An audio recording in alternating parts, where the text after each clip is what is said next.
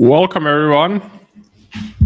Welcome to the show, to the opening stream with me, of course. If you want to get the schedule, just a reminder. So if you're looking for a specific guest or a specific part of the show, or you want to see when we start, when we finish, you can find everything on the A1 Trading website, right? That's where you can find it. Let's get started for today. Let's take a look at what is happening. So, portfolio update. I got taken out of gold. Plus AU is moving lower. Damn. So I got taken out of gold for a loss, which is fine. It's part of the game, part of the plan. Looks like the yen pairs are moving down a bit. Is something happening with the yen? What is this? The yen, no, the yen is actually down on the day, but some yen pairs are moving lower against it. Not exactly sure what's happening there, but can we get NZD-JPY? Yeah, well, NZD-JPY, big drop. So portfolio update. Gold, I'm out of this position, got taken out for a loss, moving it back here. It is what it is. It's unfortunate. Personally, I had pretty high conviction on this position. I was pretty happy to take it, but it didn't really happen. My conviction was that we hit this level of support right here and bounced off of that we were going to get the debasement trade, that we were going to get the US Treasury. But the long end is just... So the long end is just continuing up. Looks like Besant was unsuccessful and the intervention was kind of for nothing. Or the announcement was for nothing. Essentially, we got a full retrace and we're probably going to go into the highs of the long end. Now, what is the 10-year doing? 10-year raging up with a lot of force. This is, of course, looks like this is going to be bullish for the US dollar. So DXY is pushing up on this news. DXY definitely pushing higher. So unfortunately, this goes against my predictions so far. I'm still betting that the Fed is going to be more dovish than people expect. So if we go to the Fed watch tool, I'm seeing markets are pricing in a rate hike for September. I would say that is not going to happen. So if my AU position survives, if the AU position survives, I think it's going to be a good bet into the Fed meeting. If it doesn't survive, if the stop loss gets hit, my stop loss is at break even on this one. So if it does get activated, I'm going to have to consider a new position. I'm going to have to think of something else to place, going short on the US dollar, going into the Fed. We'll see. We'll see about that. I'm still thinking there's a very low chance that they actually hike, and there's a very high chance that they hold the rate the same. And the repricing on that should be bearish on the US dollar. We are getting some data points. So we're getting the NFP this Friday. So let's run it through the poly market. Let's see. First, we should take a look at the US jobs, August. How many jobs added? 40K is the volume. We're still saying around 50 to 100K. What about Kalshi? I think Kalshi has better volume. So let's see. US jobs. US jobs Kalshi. Oh, not Kalshi, but US jobs August. Sorry, I didn't just wake up, but usually the first stream is I'm kind of slow. I need to get into it. So it takes a while for me to really focus. Unemployment in August, no, but we can take a look at that as well. What else do we have here?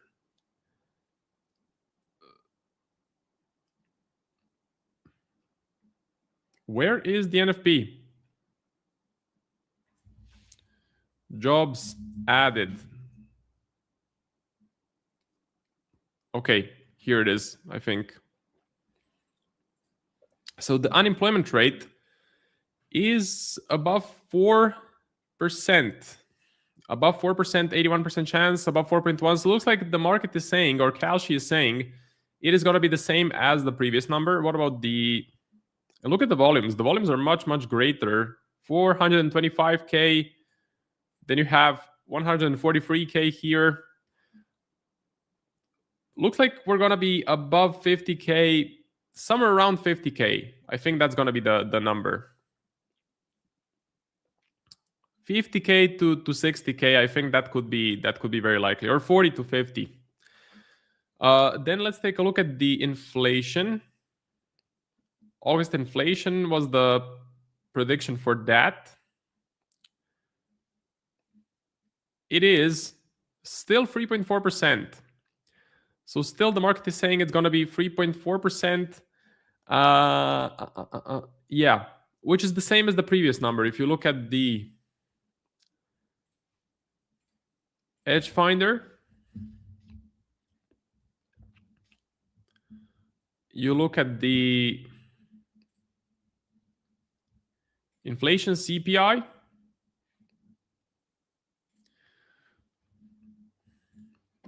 US. So the previous number, 3.4%, I would say we're kind of rounding off the top. The problem is, a definite problem is that US oil is grinding up again. So it has been elevated for most of August, or all of August actually. And if we just see, yeah, this could be a bit of a problem, because if you look at from the 1st of July up until the end of July, here it is.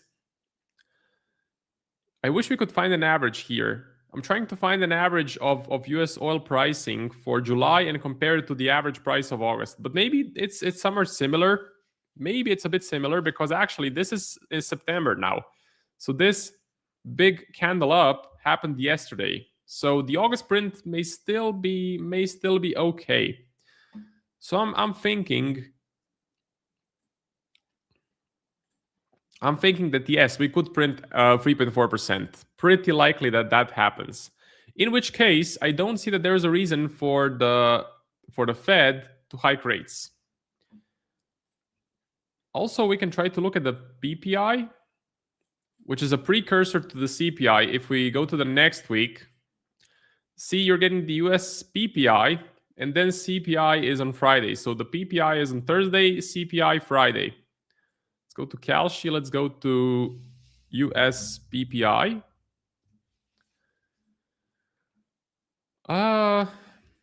Maybe we can do producer price index. Yeah, we have it. Okay. But the volume here is really low. It's 8K. 71% chance, above 4.9%. So it's probably going to be around 5.1, something like that, which is, I think, higher than the previous PPI. Sluggy, what's up? I'm doing pretty well. What about you? Yeah, previous number 4.7. This one is probably going to print around. We're still not getting the forecast here, but I think it prints around 5%, something like that. So that's a bit of elevated inflation, you can say. Again, PPI is usually a great precursor to the CPI, because producers usually pass the inflation on to the consumer. But the inflation usually hits the producers first. It makes sense. They're making stuff, they're manufacturing stuff, so their cost goes up.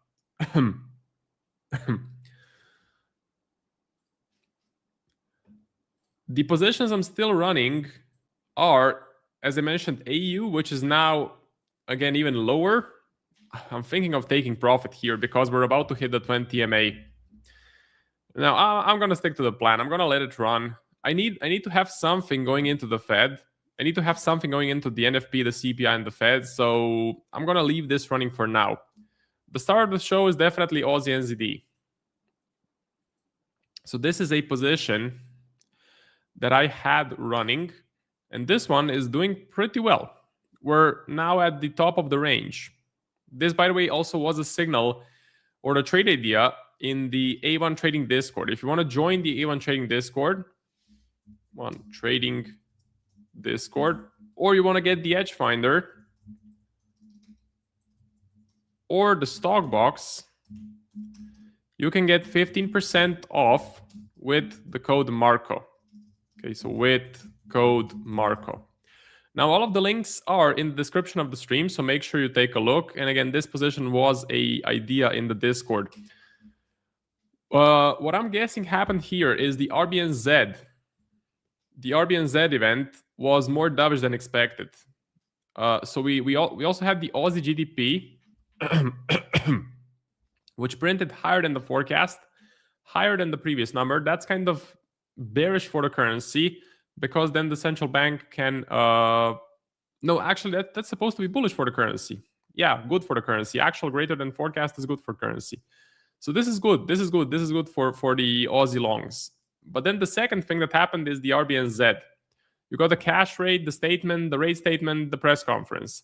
Now what happened, I did some research on this. They did hike rates, previous number 2.5, actual number 2.75, but the forward guidance was more dovish than expected. So it was a dovish hike.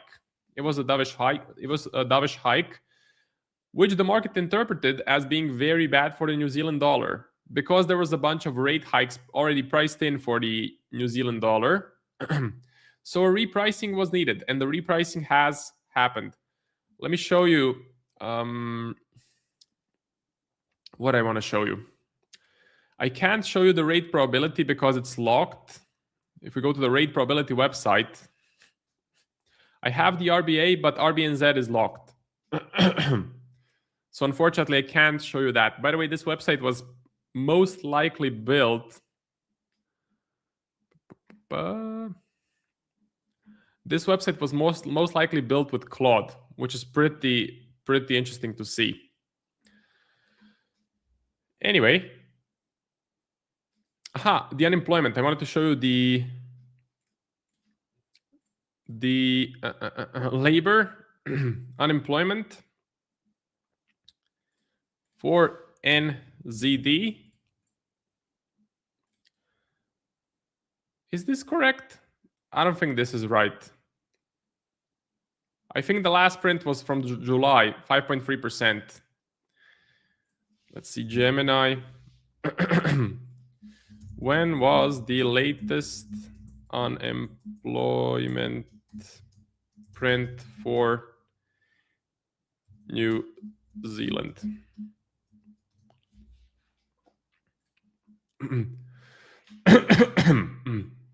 I think it was 5.3%.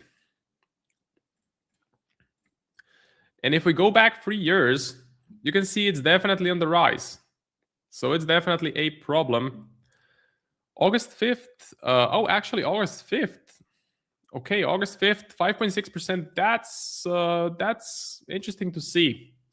So yeah, the August print, when was that exactly? August 5th, Aussie NZD, August 5th. What happened then?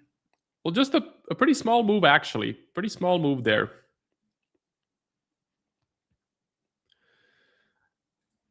Anyway, that's a problem. That's the main issue that the RBNZ is dealing with. The high unemployment, the unemployment being 5.6%. That's massive, and that's climbing up.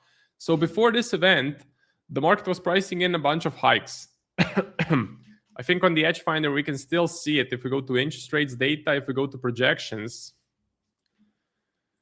and we do just NZD, and we do the Aussie.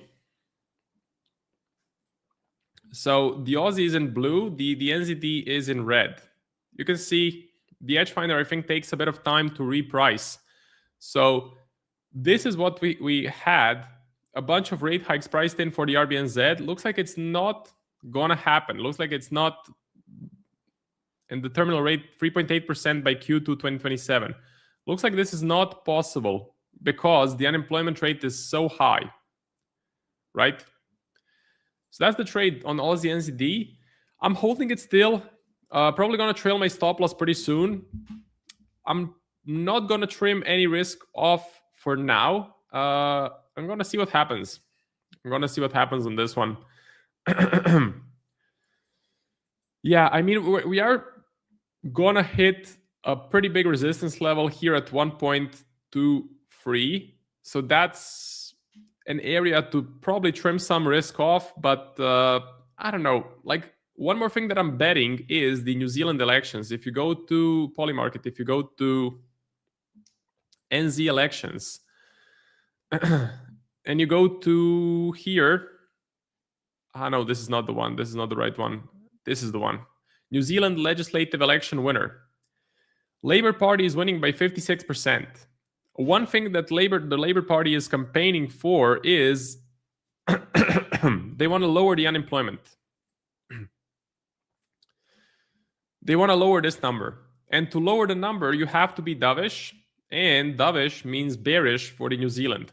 So if the Labour Party actually wins, that is going to be bearish for the New Zealand. And we don't need to wait for November 6th. I think going into that event, we can see. So going into that event, we can see we can see the New Zealand lose value. Adam, what is good? Brother Abdul Karim, I'm doing pretty well. What about you? DXY silver analysis whenever possible. Effect of ADP number whenever possible. ADP number pretty much not that important in my opinion. Like in the last months or maybe even years, I haven't really seen the ADP numbers move the markets much. The dollar, I'm bearish on. I'm bearish on the DXY because I think inflation comes in as the previous number, and then I think the Fed does not hike rates. So a repricing of the Fed watch tool is needed, which is going to be bearish for the US dollar. Silver, I'm not looking to do silver or touch silver. I had an attempt on gold, got taken out, got stopped out. I'm moving away from the metals market. I'm leaving them alone for now. Looks like the debasement trade is not really going to happen. Let me just see one stock. Which was it? BMNR. Yeah. I wish I held this because this is in correlation with Bitcoin and Ethereum. But I got stopped out before the drop. So part of the game, part of the game. Anyway, so for gold and silver, you need a debasement trade. You essentially need the US Treasury to intervene in the bond market. You need to see the long end going down, and that makes gold and silver very attractive as investments. For now, it looks like there's been a pause on the debasement trade, so it looks like we're gonna have to wait a bit. The dovish Fed should be bullish here, so we're getting the Fed on the 16th of September, right? Where was I? Yeah. So the dovish Fed should be bullish for gold, but do I want to take a trade here with such a falling knife? No. I had my attempt, got taken out. Now it's time for a bit of a pause. That goes for silver as well, because there is a large correlation between gold and silver. GN looks like a good setup. GBP and ZD.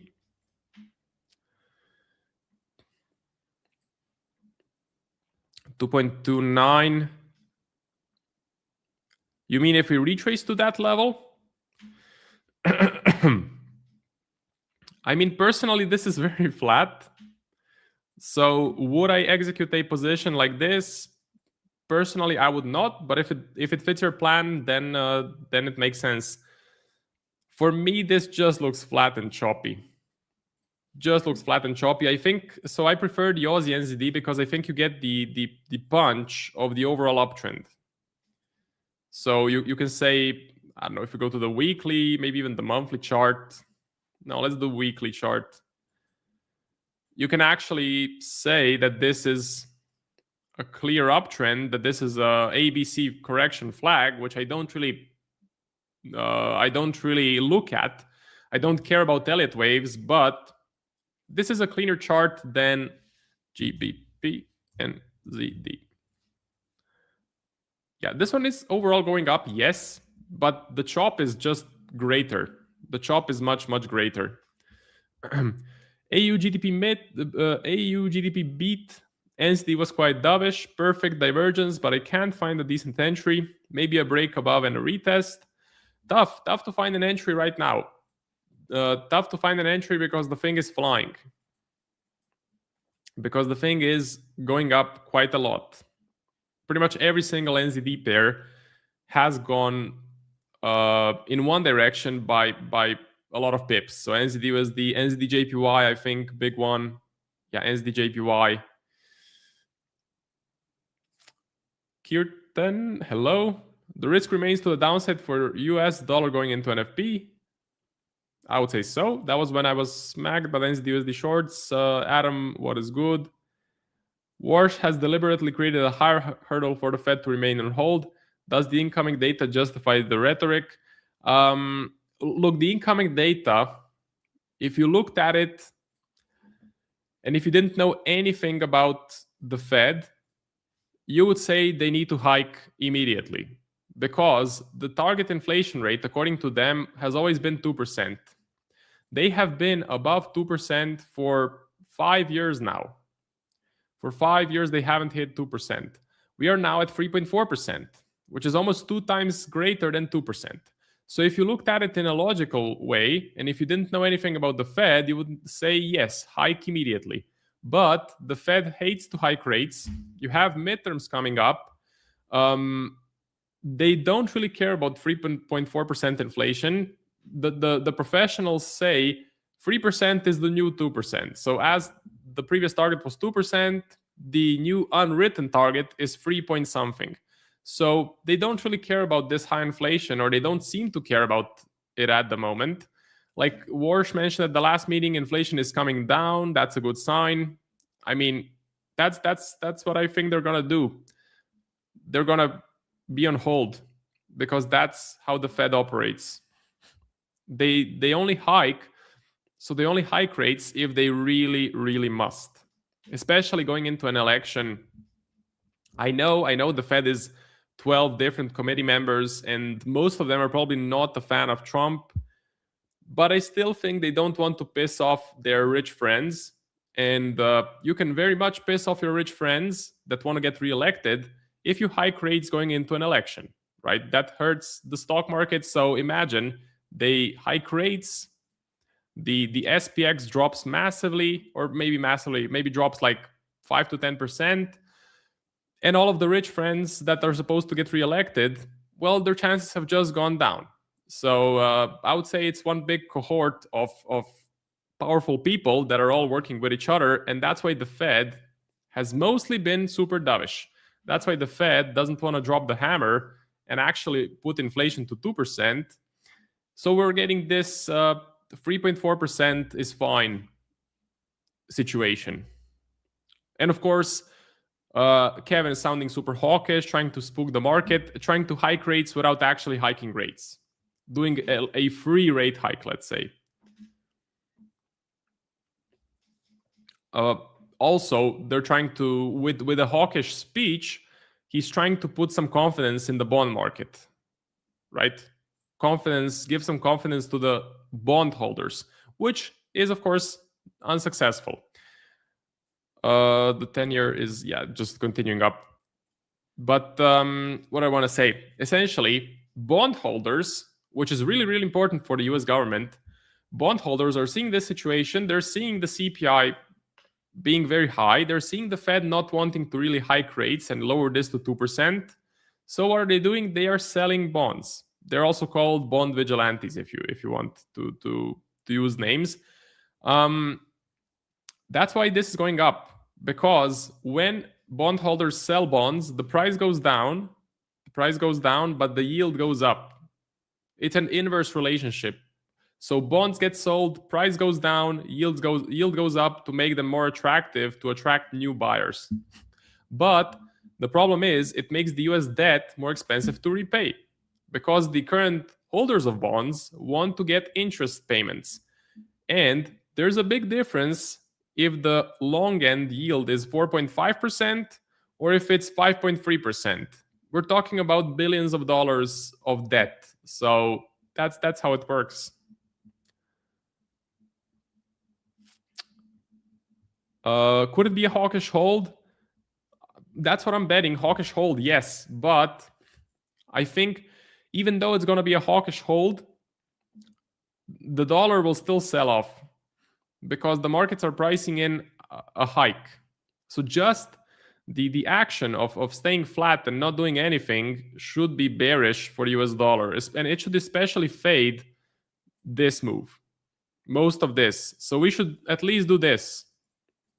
Because this was Jackson Hole, Warsh had a hawkish speech, so I think we should at least fade this move. And there's money to be made. Of course, the opposite thing can happen. That they can actually hike rates, which will surprise me a lot, but they can hike rates. It's not like they never hiked rates before. I'm prepared for that. I'm putting on limited risk positions. I'm using a defined stop loss, defined risk. Like I took a loss on gold, but hey, that's what a stop loss is for. And I didn't risk the house on the position. I risked I think I risked 0.5% to 1% depending on the account. Metals go back up start of next week. How often does the team sit to find ways to improve the edge finder output? So we put some suggestions to Nick, and then Nick combines all of the suggestions. I think he has a big to-do list, and then he executes as he gets the time to do so. But it's a project of A1. So personally, I'm just an analyst here. I don't have anything to do with the edge finder as far as developing the edge finder. I have given some ideas to Nick. He has implemented them, which is pretty cool. But if you have an idea, it's best to send a message to Nick. GPNZD scored 11 on edge finder. Yeah, but just the price action looks pretty bad on GPNZD. It's very choppy. Plus, by the time we retrace, and by the time you get an entry to here, maybe the whole thesis is invalidated. Maybe the whole thesis about the RBNZ being more dovish than expected is invalidated. So that's what I'm thinking.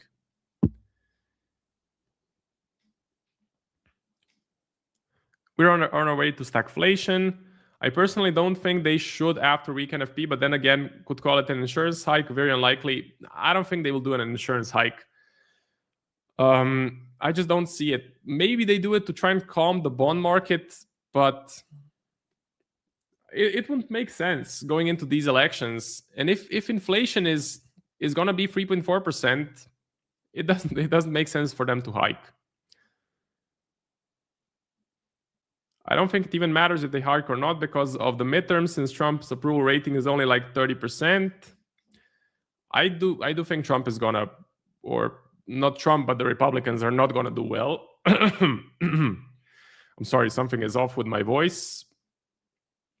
If that happens, we are back to square one. Hello. NFP, good morning, Marco and chat. Good morning. What is our view on NFP? Okay, NFP. Look, the only thing I can do is I can look at the forecasts. So August, jobs added, US, August. I can look at Polymarket, which is saying 50 to 100K. I can look at Kalshi. So jobs added, August, US.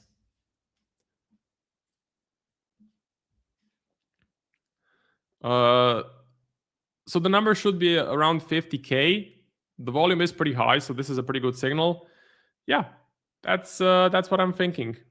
That's what I'm thinking as far as the NFP goes. So pretty much we should come out exactly on the dot as it says on the Forex Factory calendar. Am I betting on it? Do I have a trade specifically for the NFP? No, I don't. Anyway, that's about it for my segment. You can catch me again in 2 hours during my second segment. I wish you guys good luck in the markets. My positioning does not seem to be working out so well at the moment. Yes, Aussie NZD is doing really well, but the rest of the stuff is not moving as I would have expected, but part of the game. So we'll see what happens.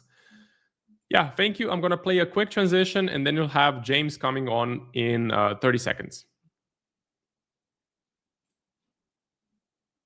If you're looking to get funded and want to save big on prop firms, check out our website, a1trading.com. On our website, we have a massive catalog of different sponsors and prop firms that are offering really competitive prices to our live stream viewers. On the screen right now, you see a QR code. If you scan that, it'll take you to this page that I'm looking at to scan all the different offers. You can also filter by one-step and two-step accounts. You can also look at futures, Forex and CFD prop firms, and even prop firms offering stocks. You can also select your preferred prop firm challenge size and check out our menu at the top for tons of different prop firm perks and giveaways. For example, every Monday we do a weekly prop firm giveaway that you can sign up and add your name into the hat for free. Additionally, we have prop firm reviews for notable firms, and we even have a side-by-side comparison tool where you can compare two firms head-to-head. Save big and find the right prop firm for you over on our website, www.a1trading.com. Thanks to our various sponsors who make this show possible. Now back to the content. Hello, ladies and gentlemen. Happy Wednesday. How's everyone doing? Halfway through the week. Happy hump day. Is that right? Yeah, that should be fine. Okay. King of Kings, good to see you, my friend. Good morning to you as well. James, how are we? I'm good, my friend. How are you doing, Adam? Right, yes. So there's really not much going on my side. So yesterday I told you I did a little bit of repositioning, closed some trades. So for example, the Aussie US dollar trade that ended up, I actually closed that, but it was about to hit my trailing stop anyway. So I just realized an extra $10 on that trade. Either way, that trade's closed. I am also out of my gold position here. So yeah, there's not much of an update. Yesterday I did cover my gold idea that I am actually leaning a little bit more bearish on gold, euro dollar, and actually starting to lean bullish on the US dollar. Now, I don't have the data to back that up just yet. There's really not too much other than, the more hawkish tone from the Fed. So largely it's going to come down to obviously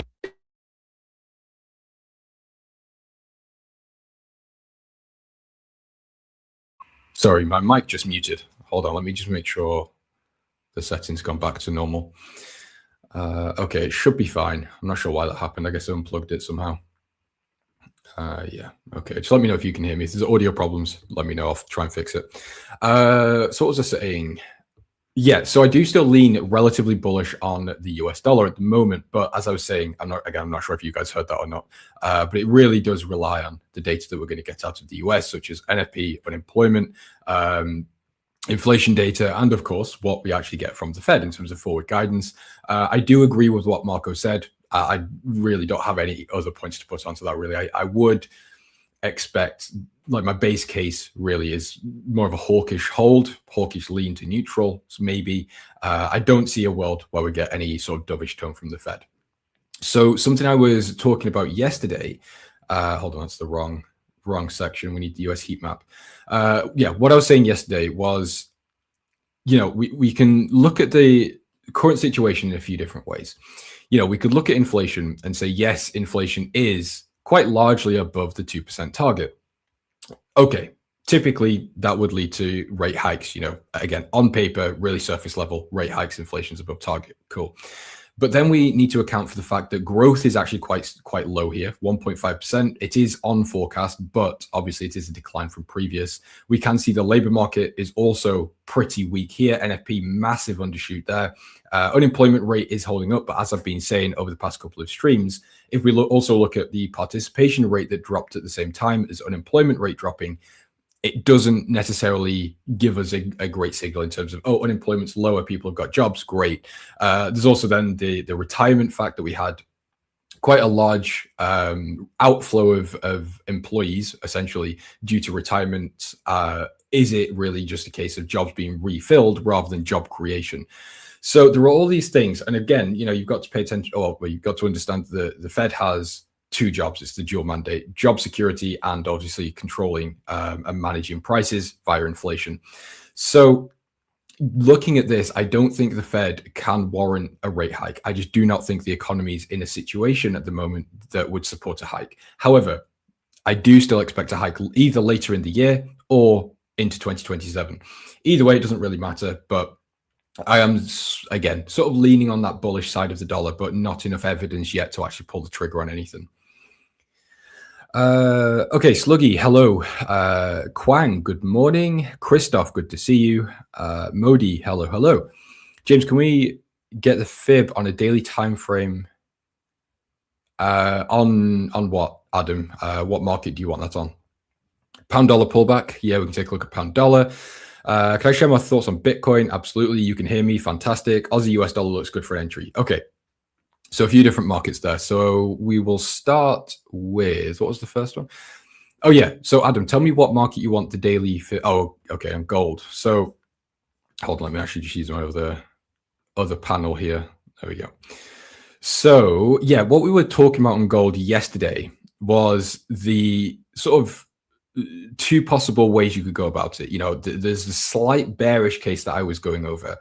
Then there was also the bullish case that kind of follows the framework a little bit more simply. You know, actually, I don't know. Let me just double check. Is gold still bullish on the Edge Finder? Yeah. So gold is still bullish on the Edge Finder. So, you know, by default, our bias would be to the long side. Now, the daily setup actually at the moment doesn't look great. Yesterday, however, it looked a little bit better. You know, we're coming into the 50% retracement. We have the daily moving average crossover here, you know, the golden cross, whatever type of terminology you want to use, doesn't really matter.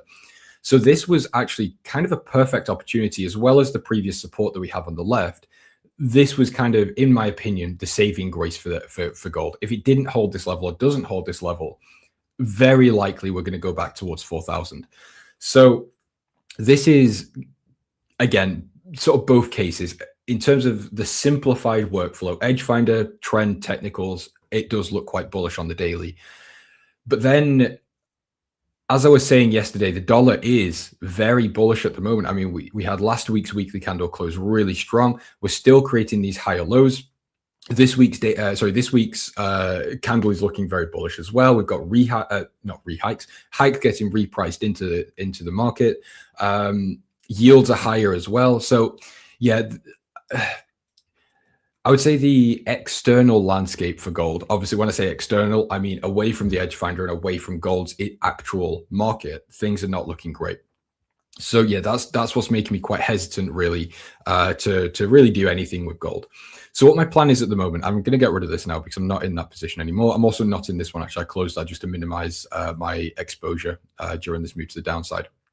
So I've actually only got 2 positions open at the moment on gold, and I'm going to keep these positions. So some of you may remember that the reason I added here, and again, something I want to clarify is these look great. The stop loss isn't here. This is just a mental visualization, really. There are no stop losses on either of these trades.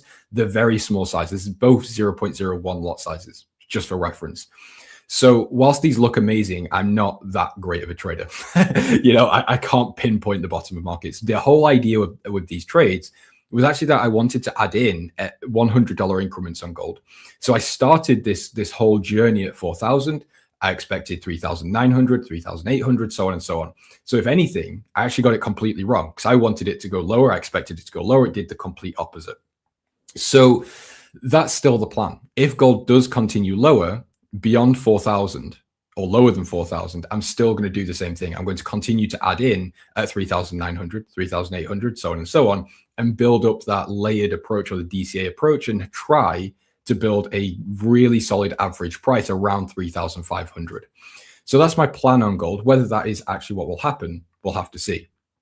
But yeah, that's my current view at the moment. Hey, Dashing James, appreciate that 2288. What else we got here? So yes, gold, pound dollar. Okay, so we'll go down the list. So we've got pound dollar, then we'll do Bitcoin, then we'll do Aussie US dollar. And I think that's all we've got for now. Let me just catch up on the chat real quick. So you just got into Aussie US dollar. Very nice. Gabes, you have a good day too, my friend. Gold could drop $1,000 an ounce, and I'd still scale buys. Adam, that's my plan as well. So I forgot to mention, actually, what I am looking to do on gold is if we do get this movement down towards 3,500, or it doesn't really matter on the actual level. If it breaks 4,000, as I said, I will be adding in on a longer term view, expressing my, multi-year potentially bullish idea on gold. But then in the meantime, to manage the drawdown on the DCA positions, I can then swing trade short positions. Does that make sense? So I'm making money on the short side, short term, whilst building up a longer term exposure to, again, express that idea. Right. So what did we say? Australian dollar, US dollar. James, my guy, how are we doing today? I'm good, Josh. How are you? I don't know, man. This sort of bullish correction on the technical side, long-term macro should also push gold to 4,700. Adam, yeah, that's what I mean. So we've got the two ways to look at gold. As I said, we've got the bullish edge finder reading. We've got the weak fundamental data for the dollar. So as I said, surface level on sort of the typical workflow, it does look good to be a buyer. But as I said, the problem that I've got is the yields are going higher. So if we add the right here, the 10, oh, sorry, that's a 2, add the 10 and the, suppose we can add the 30 year as well. Yields are screaming higher. This is, not good for gold, essentially, to put it really simply. So the landscape we're in, it's tricky because, again, the fundamental data is bearish, but the external factors like the yields and the US dollar being quite strong, rate hikes being priced back into the dollar, it's just putting gold into a very, very difficult spot, really. Okay. Bashi, good to see you, my friend. Hope you're well. What else do we have here? Okay, cool. So we'll go through Aussie US dollar. Well, I mean, actually, this is very similar to what I was just saying on gold. Slightly different, but same principles, I suppose. So what we see on Aussie US dollar is a slight bullish lean. And when I say slight, obviously the edge finder is very bullish, but I like to sort of dissect what's actually making up the score and then go from there and build my own sort of bias from it. So because the edge finder does have a very bullish reading, that's great. By default, I'm going into this with a bullish bias. The problem I'm seeing already, though, is that this is largely made up by technical, institutional, and sentiment. Now, these are fine. These are good confluences, but that's what they are, confluences, not signals on their own. What I like to see is the economic growth, the labor market or jobs market, and inflation data all lining up to point in one direction. In this case, we've got economic growth that's bullish. We've got the jobs market or the labor market that is completely flat with a score of 0. Inflation data is bearish. Now, out of these two, we do see economic growth winning with a score of 6, whereas inflation data is -2. So we do have this bullish lean. So that's fine. Not amazing, but it is there. We've got the bullish trend here on the H4. The daily's bullish, the weekly's bullish, the monthly looks quite bearish. So how can we approach this? So on the surface, I would essentially just be looking to buy pullbacks. I think that's the easiest way to go. So let's look to do that. The H4, I can't really find anything. There's not a super clear swing high and swing low. It's a little bit choppy at the moment. So I'm going to have to go to the daily time frame. And from here, from the low to the high, I suppose what we've got is a little bit of alignment through here. I mean, this isn't great. I don't know, actually. I'm thinking out loud, by the way, so I might be swaying back and forth on things a little bit. So what we've got, 50% retracement lines up with the previous resistance here. We have broken this level, potential retest into this level, into the 50% retracement, and a continuation higher. Now, the Australian dollar is doing very well. So I wouldn't really have a problem being a buyer of the Aussie dollar. Do I want to short the dollar, though, is the question. Maybe. And I would really pin that down to, again, what data we're going to get out of the US. What is the labor market situation at the moment? What's the latest data going to be? So I would put a pin in this trade as a definite, maybe trade. Again, depending on what the data is. Is that a catalyst to actually get, double down or increase short position exposure on the dollar? Or actually, is it better? And maybe then we could get short positions, short positions on Aussie US dollar. We'll see. But as things stand, I, again, would lean bullish. The trend's bullish. Edge finder's bullish. I would also say the Australian dollar is quite bullish individually as well. So yeah, I don't really have many problems with this, but again, I would just wait for data.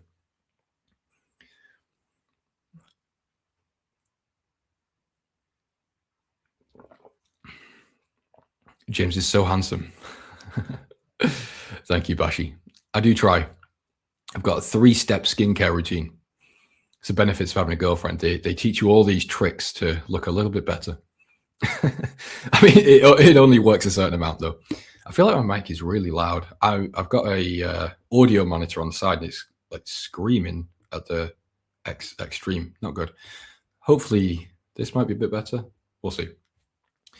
What's going on here? Oh, Bitcoin. I've completely forgot to look at Bitcoin. I'll leave this on the chart so I'll remember to look at it. When gold has a bullish fundamental score but a bearish technical score, which one historically tends to lead? Adam, I don't have the data for that, so I couldn't in good faith tell you a one or the other answer, but I can tell you my idea.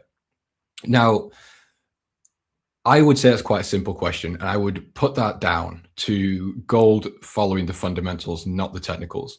So the reason I'm saying that is because the markets are driven by fundamentals. So you can look at it in a few different ways. Let's say, well, actually, I suppose Bitcoin is a good example of this.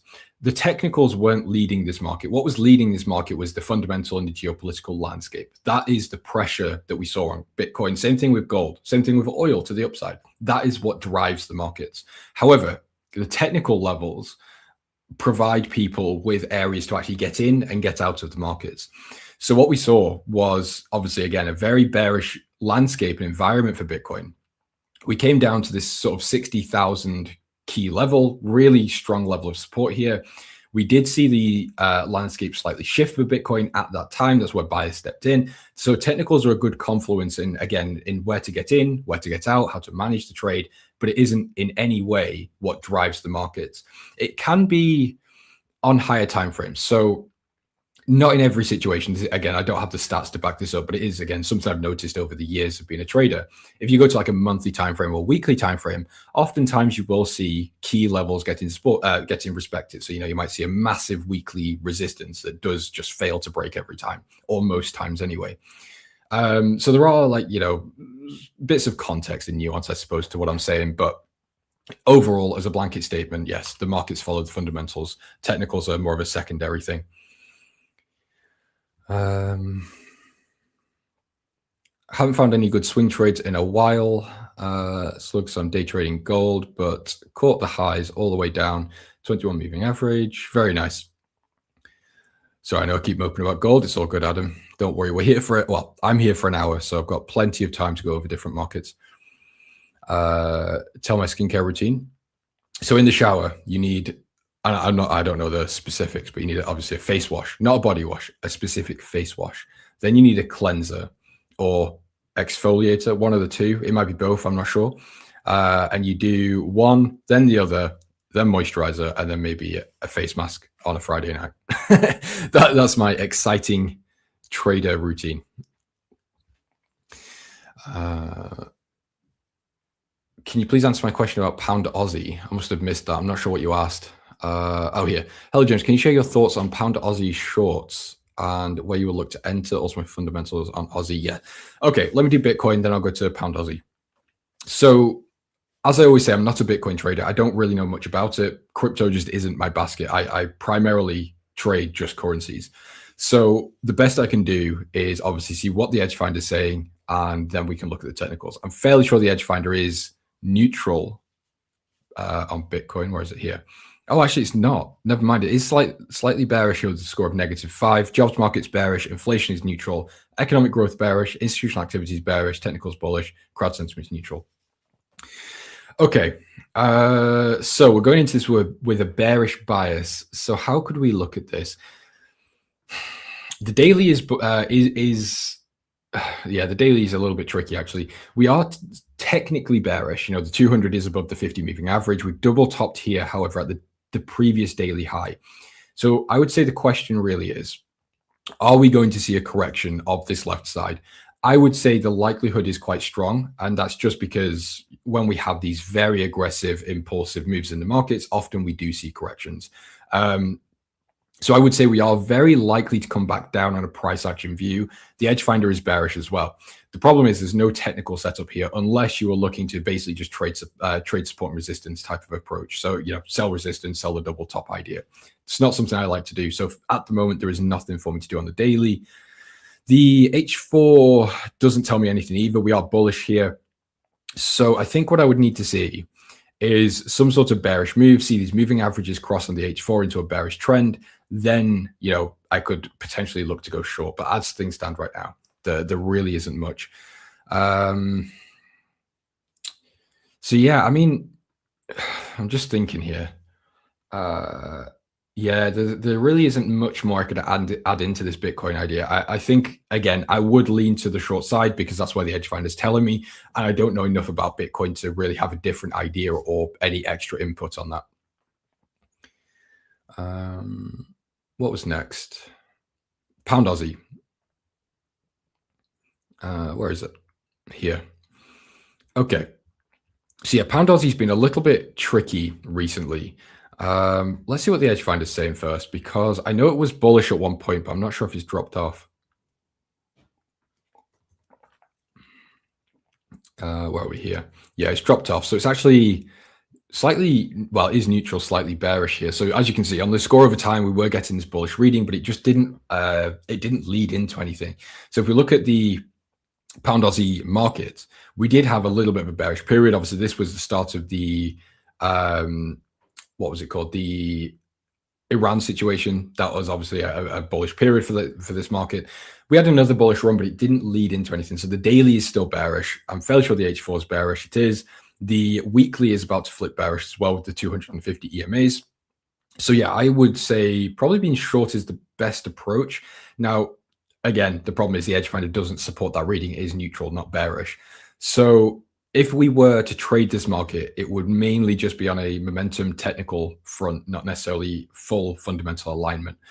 Now, how could we actually trade this? So we've got maybe a setup here that has kind of failed so far. We've got previous support through here, lines up roughly with the 61.8 fib level from the high to the low. So I would maybe look for a retracement slightly further up into the 61.8 retracement and then a rejection continuation lower. That's all I've really got at the moment on the on this market. But yeah, it does seem like being a seller of pullbacks is the best approach. But yeah, to really trigger me into this market or to even get me interested, I would need to see the edge finder flip bearish. Audio is perfect, fantastic. Hello, James. Can you please answer my question? Just did. What's the edge finder say about the skincare routine? Skincare gives you 3% win rate. It does indeed. After the RBNZ dovish hike last night, we could enter pound euro shorts against New Zealand dollar. Okay. Christoph, that doesn't make much sense. So if we got a dovish forward guidance from the RBNZ, why would we want to be a buyer is my question. Do you mean you would use that as a trigger into it? Yeah, I'm not sure, Christoph. In terms of the New Zealand dollar, though, we are seeing a very clear bearish reading here. Pound New Zealand, Aussie New Zealand, Euro New Zealand. I'm a little bit annoyed about Aussie New Zealand, though, because I was looking to be a buyer a few weeks ago, I think 1 or 2 weeks ago. I just haven't managed to get an entry. So what we were looking at, or what I was looking at, was this resistance. I want to see the break, retest, continuation, or a pullback from this resistance to get me in. We've seen neither. We've just completely broken this level. So I think the idea still stands, really, in terms of just looking for some sort of pullback. So whether we actually, it's a bit difficult. So we've got a huge fib level here, but what we do see actually is the fib zone lines up with the previous highs. So maybe we could see break, oops, that's the wrong direction. Some sort of break, retest into this level and then a continuation higher. That could be the idea. Now, the problem I've got with Aussie New Zealand is the higher timeframes. So let me just remove the drawings for now. If we zoom out on the weekly, we are coming into, well, we are actually at a pretty major level of resistance. So you can see previous support over here on the left and then retested as resistance. Now, even if we break this level, we're not really out of the woods, because then we've got, this level right here. We've got a lot of traffic that could present quite large problems for us.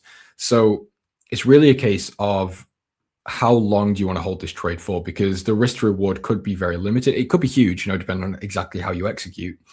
But there are, again, these levels that could present a reversal area. I'm not saying it will. Obviously, there's nothing to back that up yet, but it is something I'm cautious about. So as things stand right now, I do think being a buyer of pullbacks is probably the best way to go. Lux maxing? Definitely not. I'm a bit too old for that. I was in my early 20s. Why don't you analyze the chart and stop asking others to do it for you? Because that's the point of the stream. It's about, macro traders, swing traders, mainly sharing ideas, looking at different things. I've heard this argument quite a lot. It's like, why do people watch these streams, or, why would anyone watch a trading stream? And I think the best answer I've got really is to compare it in some aspects to a trading floor. So what you will often find is, well, not often, pretty much all the time, is obviously hedged books. So you don't go onto a trading floor and everyone's got the same idea, or everyone's looking at the same market, because what you really need is different ideas. It's not a case of everyone comes to the stream, we all have the same idea and we sit here in silence just looking at the same market. It's a case of I share my idea, someone in the chat will say something like, oh, I didn't see that, or I didn't think of that, or that supports the idea. And together, as a sort of collectively, we build ideas and we talk and we discuss different things. And that's how we end up with, creative approaches, or, a strong community in general is the best way I could say it, I suppose. And also, people are learning. It's not a case of, everyone comes to the streams that knows how to trade or knows exactly what CPI is or what a central bank is. It's a case of, we try to cater to all different levels of experience and different markets and all sorts of stuff. On current support, will gold move to the upside? Maybe short term, Isaac, but as I said, I do think gold is actually a little bit more bearish at the moment. I wouldn't be looking to be a buyer at this time. Bitcoin can have large moves up or down without much retracement. Yeah, Bitcoin is definitely a unique beast. How come the asset score card isn't sorted by descending? That is something I've wondered as well. So yeah, what I've noticed, I think the asset scorecard is alphabetical, whereas the Forex scorecard is based on score. So I'm not sure if that was intentional or not. Thank you, James. No problem. That's what I'm here for. I developed a new entry method over the last 6 months. I just went live on it. So I caught 2 trades today, both break even. Very good. Well, maybe, I suppose. Depends how the trade worked out. After James, DJ is pulled back and EF is bullish, potential long setup. Let's see. Let me get rid of this. Is there anything here? Maybe. Let's just see. Fib from the low to the high.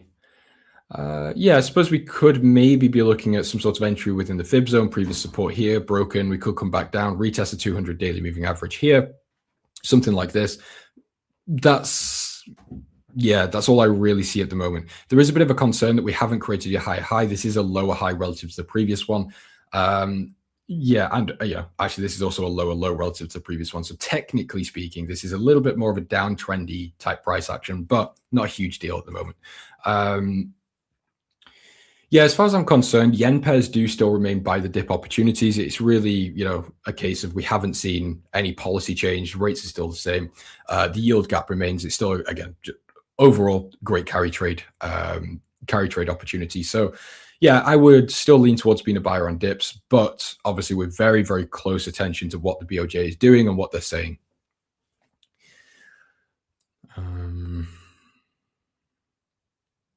Is the edge finder still bullish on silver? It is. It has dropped though. So score of 5. Let's just see what the score history is looking like here.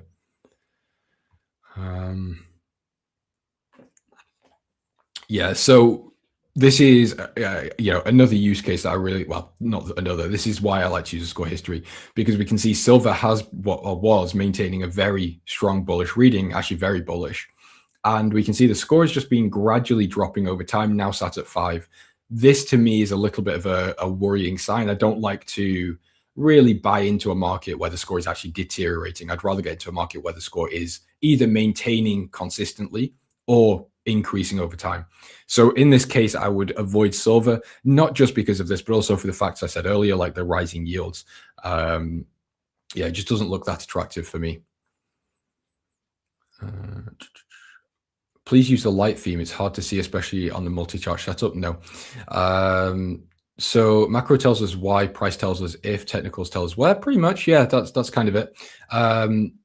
So the way you could look at it really, really simply is the fundamentals tell you the direction. So, you know, edge find is bullish. Okay, the market overall we could expect to be bullish. Of course, it's not 100% accurate. Nothing ever is 100% accurate. But that is the use case of the edge finder. If something is bullish, generally it's because, you know, well, not generally, it is because there's a reason. The fundamentals are bullish or sentiment's really bullish. Something's going on. So the direction's there, but then obviously direction's kind of useless if we can't get into the market. So that's obviously where the technicals come in. It's a case of, okay, well, the edge finder's just given us a direction. How do we get in? Well, where's the next, you know, fib level, support, what's the trend, so on and so on.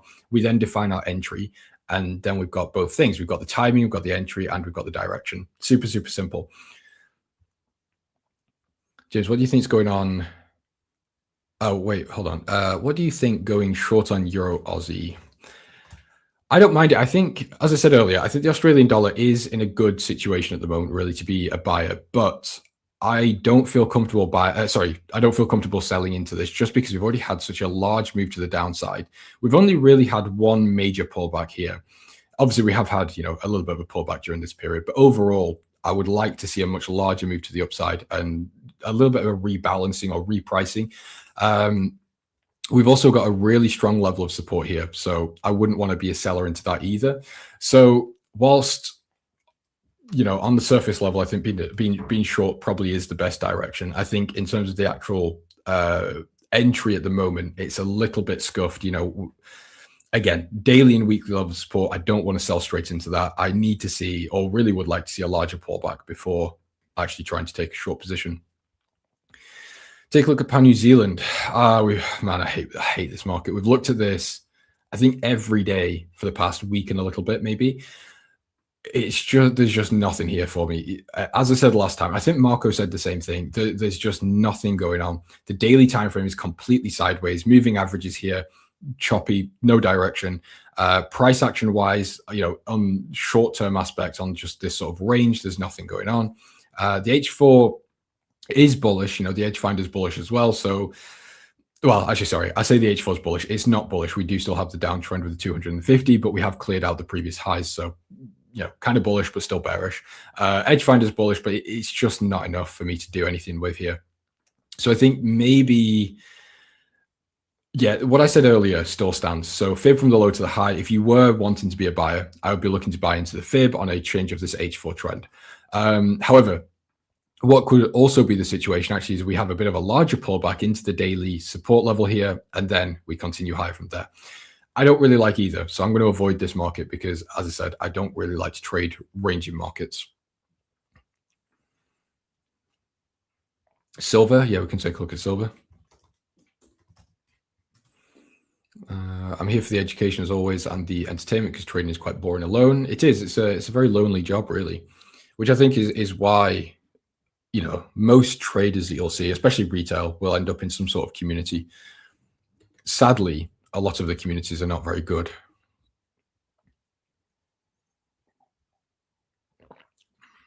Also helps to not get tunnel vision.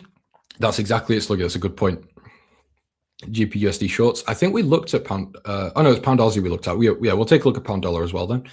Talking about skincare, what do you think investing in skincare companies long term? Look up L'Oreal, owner of La Roche, CeraVe. Yeah, we can take a look at that. In terms of stocks, as I always say, I'm not a stock guy, but yeah, we'll take a look later if we've got some time towards the end. We've got about half an hour left, so we're not in a rush. Have I ever tried trading with Renko charts? No, I've not. I use area charts and candle charts, and that's it.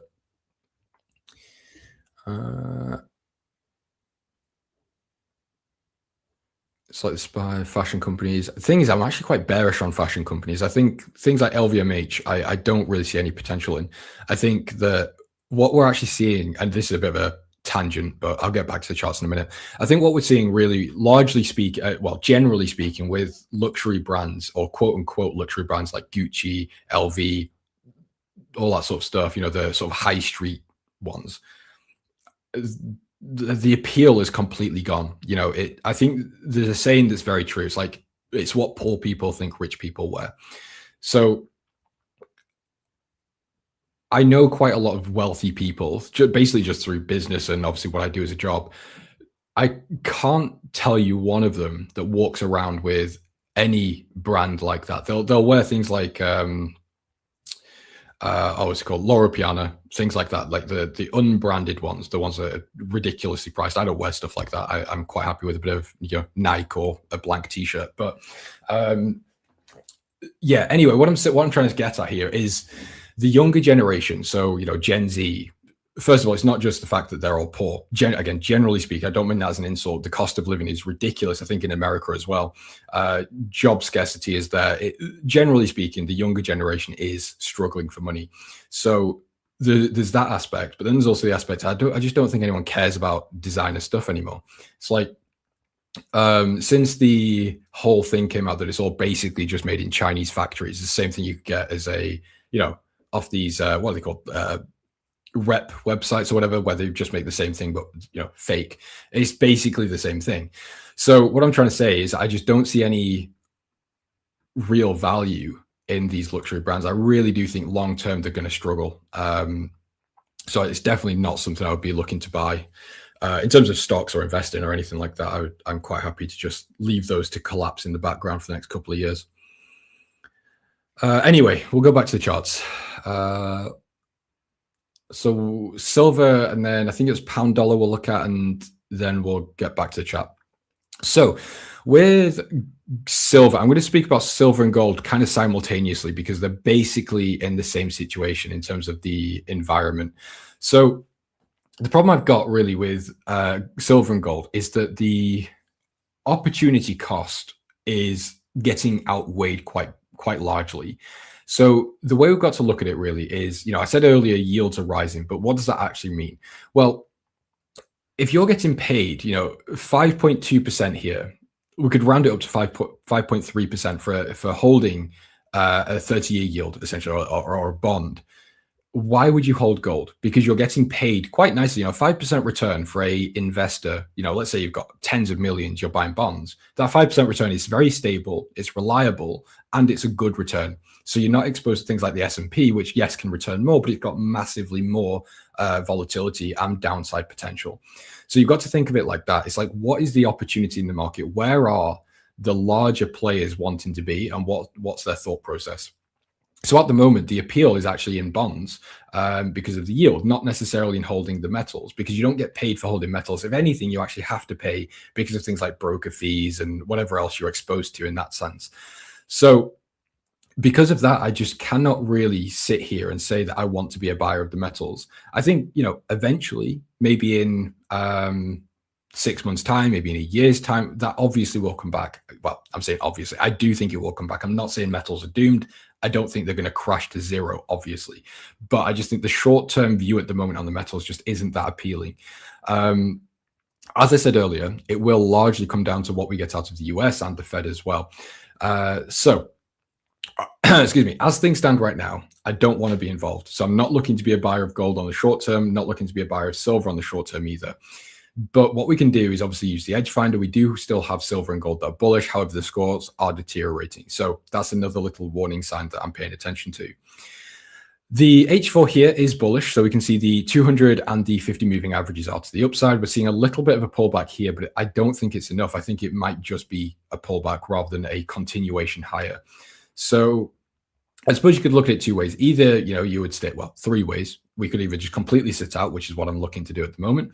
We could look to sell pullbacks, or obviously you could look to be a buyer. I know it's not super helpful, but it really depends which way you go. If you're looking at the edge finder in the charts, we would obviously want to be buyers because that's where we're getting told to go. If we're looking at, the yields, the oil prices rising, possible Fed hikes, then you'd want to go short side. Or if you're conflicted between the two, like I am, then staying away is the best option. So as I said, I know I'm giving you a bit of a flip-flop idea, but it really does depend where your current stance is. It's not a case of, everything's bullish like we might often see. We've got a few different forces in play at the moment.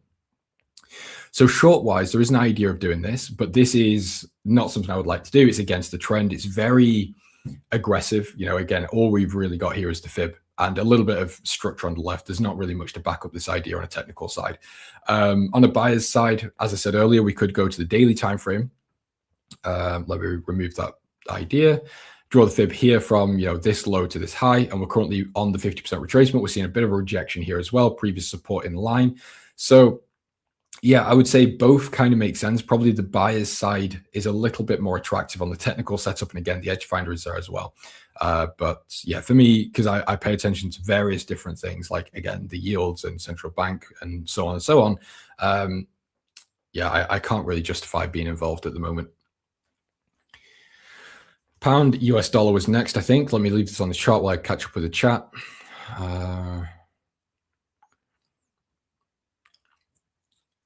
Need free trading view, premium or other trading tools?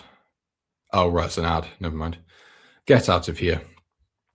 What's the biggest macro factor you're watching right now that could push gold higher or lower? Central bank. So it's whatever the Fed is going to say or do. But obviously that is largely driven by whatever data we're going to get out of the US. So what I'm watching at the moment really is to see how the labor data comes out, how inflation comes out. Obviously, if inflation is higher than forecast, then very likely, obviously, the rate hike probability will continue to increase, especially if we also see a little bit of resurrection in the labor market. However, if we see both starting to deteriorate, we could actually see those rate hike ideas getting priced out again. So we'll see. But yeah, it really, again, largely comes down to, first of all, what's the data? Then how can we put that in relation to the central bank guidance? We need to talk about AUD NZD. Those swings have been crazy. Yeah, we did look at Aussie New Zealand not too long ago. The communities are more income driven than utility and education focused.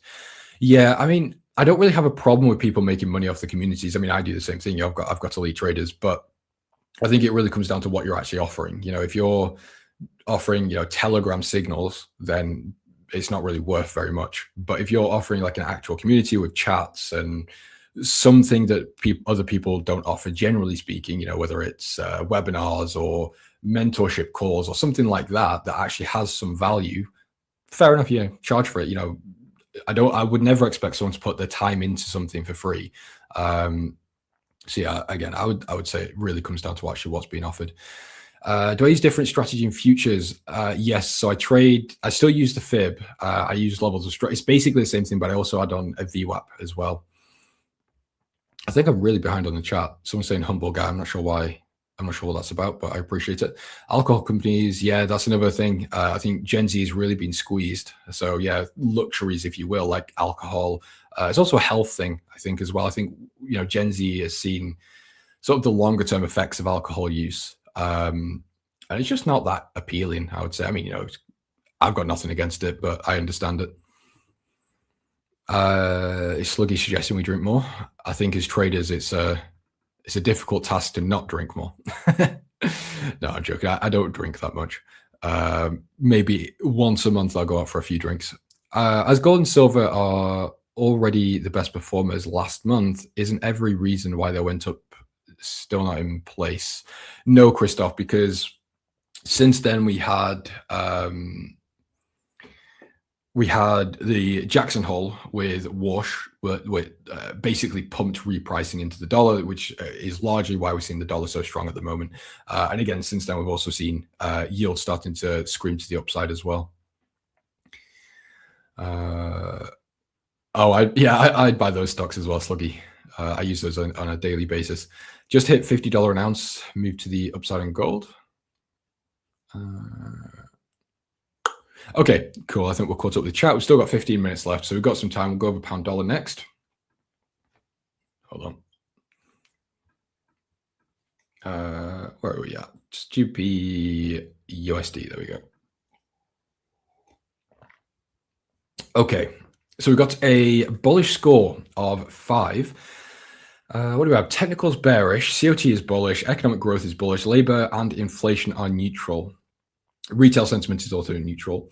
So yeah, I don't mind this score actually a little bit more because economic growth is strong, got a really good score of 6. COT data is bullish as well.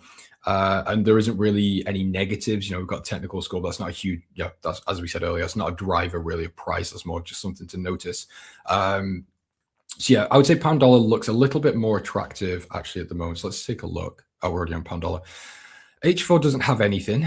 The daily could maybe have an entry. We are in a bullish trend here. We've got the 200 and the 50 moving averages. Price is currently at the 50 retesting. So let's draw the fib from the low to the high. Okay, so we've got a pretty good alignment. Again, we've got the 50 daily moving average. We've got the 50% retracement. I think we've got some structure on the left as well here. Yeah, we do. So a little bit of previous resistance. We'd have a failed breakout here. Break, maybe a retest. So yeah, I would actually say pound dollar looks pretty strong here. So maybe actually we could also warrant a little bit of a tighter stop. So in this case, normally the way I trade, I have my stop loss at the fib low or the fib high. Wherever I actually drew the fib from is where the stop goes, typically speaking. But in this case, because it's a daily time frame, and this is a very large stop, it's a bit larger than I would typically like, I can afford to reduce the stop to something a bit more like this. And the reason I can do that is because between this level and this level, there isn't really much of a difference. So the stop being here still allows the 200 moving average to act as a dynamic support if needed. We still allow the fib, obviously, room for a little bit of price fluctuation in between. And we've also got room here for this low. Again, if we end up breaking all of these levels, the likelihood is we'd go to this low anyway. So, I would just be exposing myself to a longer duration of drawdown in that situation if I had my stop down here. So, yeah, I don't mind this idea. But again, the real question is, what is the dollar going to do? I do, as I said earlier, sit on a more bullish side on the dollar at the moment. I don't really see much that could change that. Again, at this moment, things can change in the future, but yeah, I can't really justify at the moment being short on the dollar. So I would say this is probably worth an attempt, maybe half risk, something along those lines. Not financial advice, but I'm just sort of talking about how I would approach this, of course. So yeah, maybe a little bit of a hedge. So obviously if I'm bullish on the dollar, maybe I'm going short gold or whatever it may be in the shorter term, I could hedge off a little bit of that long dollar exposure by going short via pound dollar. That could be one way to think about it.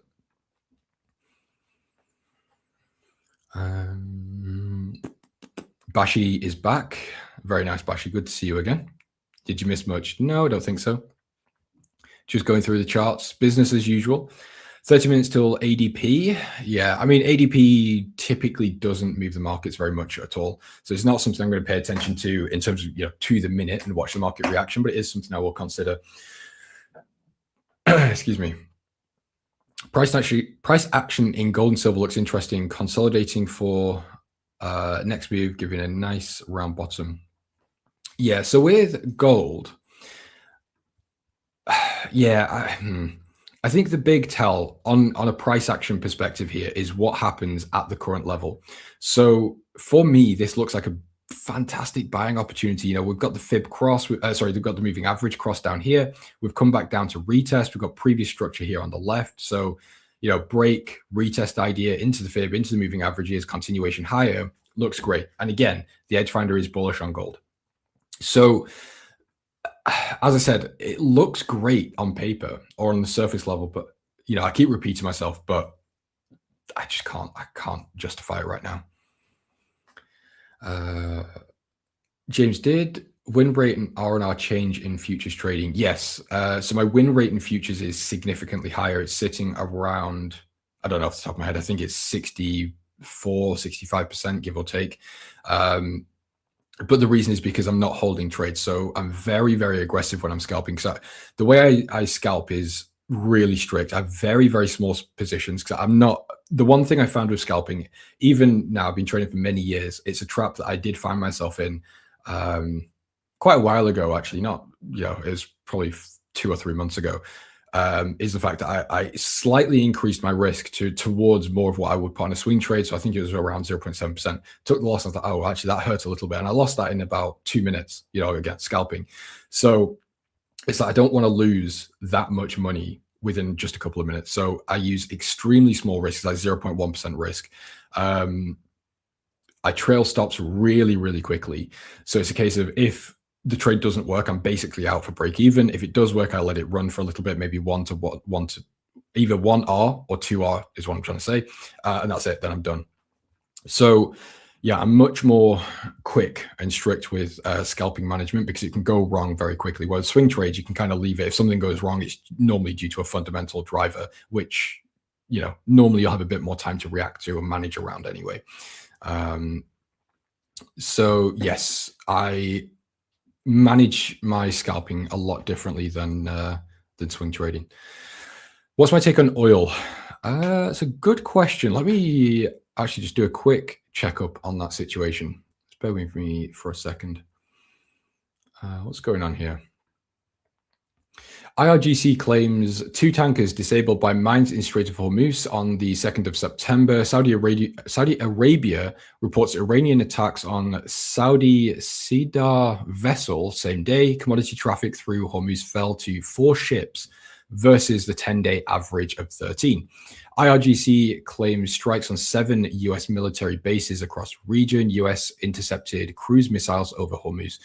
So that sounds pleasant. There is no, or what seems like no, de-escalations. So that's something to keep in mind.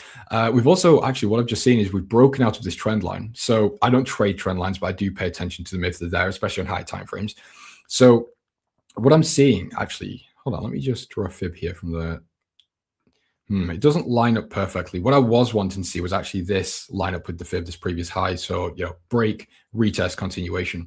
So, yeah, maybe longs and oil don't seem too bad. However, the fact that we are still not seeing de-escalations and oil is, still kind of struggling to go to the upside. We have seen moves, obviously, but nothing significant really compared to what we had initially, of course. It's not something I would really want to put much money on, but I would lean, more to the bullish side in oil, I think, given the current landscape at the moment.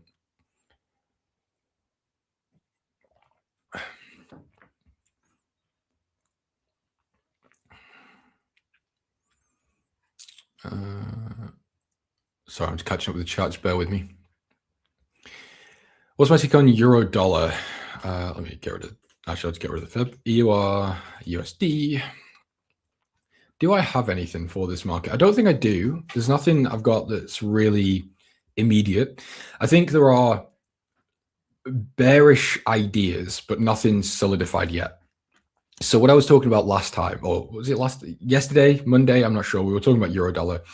Something I am paying attention to is the monthly time frame, actually. So, the pattern that we create these lower highs on this trend line, the bearish trend on the monthly as well. When we create these highs, the past 2 times we've done it, we've had pretty significant moves to the downside. We did it again here. So is the pattern going to continue? Now, of course, this is very loose and very rough, but then what we can do is line it up with seasonality.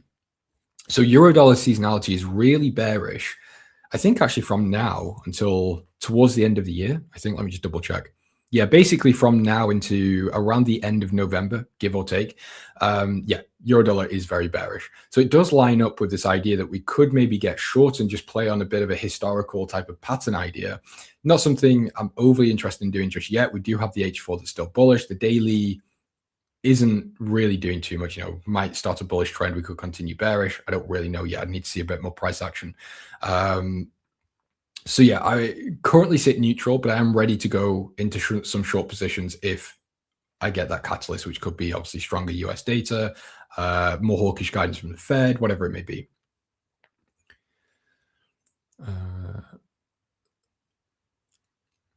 When you do get a chance, when you do get a chance, we broke the daily downtrend line on gold with a retest. I'm looking at. Okay.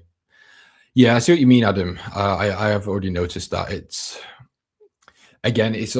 just price action stuff, which, can work. I'm not saying it won't work, but because of the way I trade again with fundamentals and, all different types of factors, to me, it's just seeming a bit a bit like a low quality idea to be buying gold.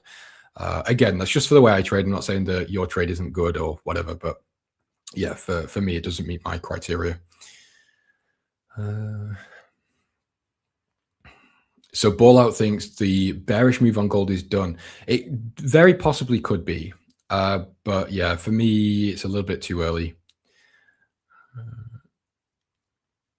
Oil is going up, but the biggest stress in diesel. Yeah, as I said, I would expect energy like oil to still continue higher, but I wouldn't expect it to be a continuous rocket like we saw initially. It might just be more of a slow drift to the upside. However, again, very headline dependent. We could get something this weekend that spikes it significantly higher or even potentially lower. Joshua's massive, closed a bit early around 44.40 mark, but can't catch the whole move. Very nice ball. I'm glad you made some money. European gas futures are up 171% this year. Wow, large. Okay.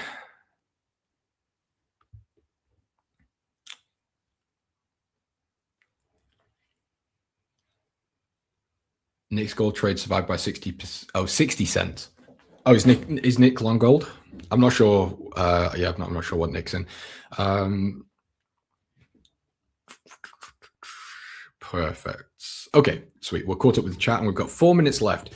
Yeah, I don't think there's anything else for us to cover actually. I think we've done pretty much everything. We've done gold, silver, Aussie, New Zealand, pound, New Zealand, euro dollar, pound dollar. Did a little bit on the yields. We've done yen. Yeah, I think we've pretty much covered the whole market really.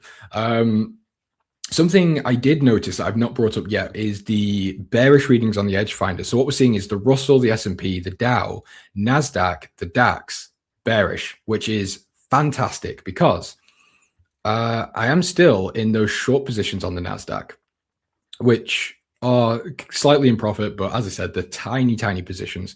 So I really need to see Nasdaq break this low, and then I can actually look for a slightly larger sized position, because at the moment, as I said, these are more just little sort of reference positions or placeholder positions, whatever, just to see, does this market continue in the direction I want? Does it go higher? If it goes higher, no problem, it's tiny loss. If it goes lower, I've got some positions already established, I can build into them further.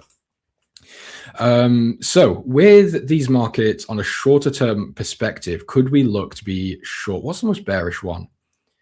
Okay, so let's go to the Russell, because that is probably the best one to end off on, because it does have the worst bearish reading. So it's a little bit annoying actually, because what we had yesterday with the fib here, it looked a bit more attractive because the 61.8% level on the fib lined up with the previous structure on the left. So this could have been a great break and retest into the fib. Obviously, we've now created a new low, which throws that idea off. So I suppose there's two ways to approach it. Either we, stick to what I typically do, which is the fib and then rejection continuation. But I think in this situation, I would rather wait just to see if we can revisit this previous structure. Again, break, retest, and then a continuation. That would be the most ideal outcome, I think. I think, yeah, that's kind of all I've got, actually. I don't really see another way into this market. Again, for my strategy, the way I trade, there isn't another entry opportunity, really. So I just need to see a pullback. And then where that pullback ends, I could then maybe look for an entry. But yeah, I would say being short on these markets makes sense. Again, with the things we've already discussed, like the more hawkish Fed, rate hikes getting priced in, it does make sense to look to go short. And obviously now the fundamentals are leaning that way, because obviously the edge finder reading is there. So I think it's quite simple, really. Again, more just a case of looking for entries. Now, something that we obviously need to keep in mind, I'm sure most of you know this, or all of you will know this, I hope. But these markets like the Russell, the Dow, Nasdaq, DAX, S&P, their natural drift is to the upside. So being shorts naturally and inherently speaking is very difficult, because almost always you're going to be trading against the trend, or at least a higher time frame trends like the monthly, the weekly, maybe even the daily. So that is something to keep in mind. It's not something I would go super aggressive on. I wouldn't be putting massive risk, but I would still say it's worth an attempt to be short on these markets. indices have been horrible to trade. I would disagree. Actually, I've done quite well on DAX shorts over the past few London sessions. James, are you still eyeing dollar Swiss shorts? No, I'm not. As I said, I am starting to look a little bit more on the bullish side of the dollar. So I'm just waiting. So I'm not actually doing anything at the moment. I'm not looking really to buy the dollar or sell the dollar. I just want to see what the data is, and then I can put that into context with, again, what the Fed's guidance was, and then we can then I can start building a bit more of a view. But yeah, at the moment, I'm happy to just wait and see.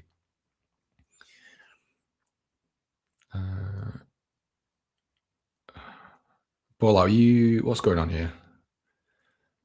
DCA into a winning trade, not a loser, fellas. It depends on the approach. I know the crude oil story is going to stop out and keep going. Yeah, oil is, I would say, probably one of the more tricky markets to trade at the moment, because I would say by default we would want to look to be buyers, but the price action is really choppy. So the way I trade doesn't really give me any entries at the moment in oil. So we are in a bullish trend here, but the 200 moving average doesn't really get used as dynamic support. We do break below and then pop back above. The pullbacks we are getting are actually equal lows and not 50% pullbacks like on the fib. So yeah, overall, oil just isn't in an environment really where I can do much at all. Put to call ratio, my friend, I've just realized I'm actually over my slot by 1 minute, so I'm going to have to head off, but we do have Alan Perez coming to take over the show for the next half an hour, so don't go anywhere. Guys, enjoy the rest of your day, stay safe, don't get margin called, and I'll see you all tomorrow. Have a good one. Hey traders, don't go anywhere. The show will be right back. I just wanted to tell you about today's sponsor, that is 8cap. 8cap is currently offering traders outside of the United States a huge welcome bonus when you create a new account using the link that is being dropped in a live stream chat or in the description down below. When you create a new account using our referral link, they'll give you a 20% deposit bonus to your new trading account. For traders who prefer trading on a brokerage rather than a prop firm, this is a great option in which you get a nice little boost to your new trading account. But I do also want to disclaim that terms and conditions do apply to this, so please see the full details using the link that's just been dropped in the live stream chat. Alternatively, you can scan the QR code that you see on your screen right now if you're watching from a desktop or a TV. 8cap has several regulations worldwide and is a very well-known CFD and Forex brokerage. So check out 8cap if you're interested in switching over and taking advantage of this really generous welcome bonus they are offering our subscribers now. As always with any sponsor, please do your due diligence to make sure that this is in fact the right brokerage for you and your trading style, as well as your own risk tolerances. Thanks to 8cap for sponsoring today's content. Now back to the show. Good morning, everyone. How you guys doing? Happy Wednesday. It is already the middle of the week. Time is flying by. Hope you guys are doing well. Joshua, man, that's what keeps the streams alive, man. You got to have the ads, man. The ads are nice. They're very, very, very short, so no problem there. Good morning, Bashy. Good morning, Ball Out, Sluggy, all the regular CMO. Good to see all of you guys here. Hope you guys are having a fantastic morning, afternoon, or evening, depending on where you're at in the world. Hello, Alan Watermelon. I don't know what that means. I've never seen that before. Alan Watermelon.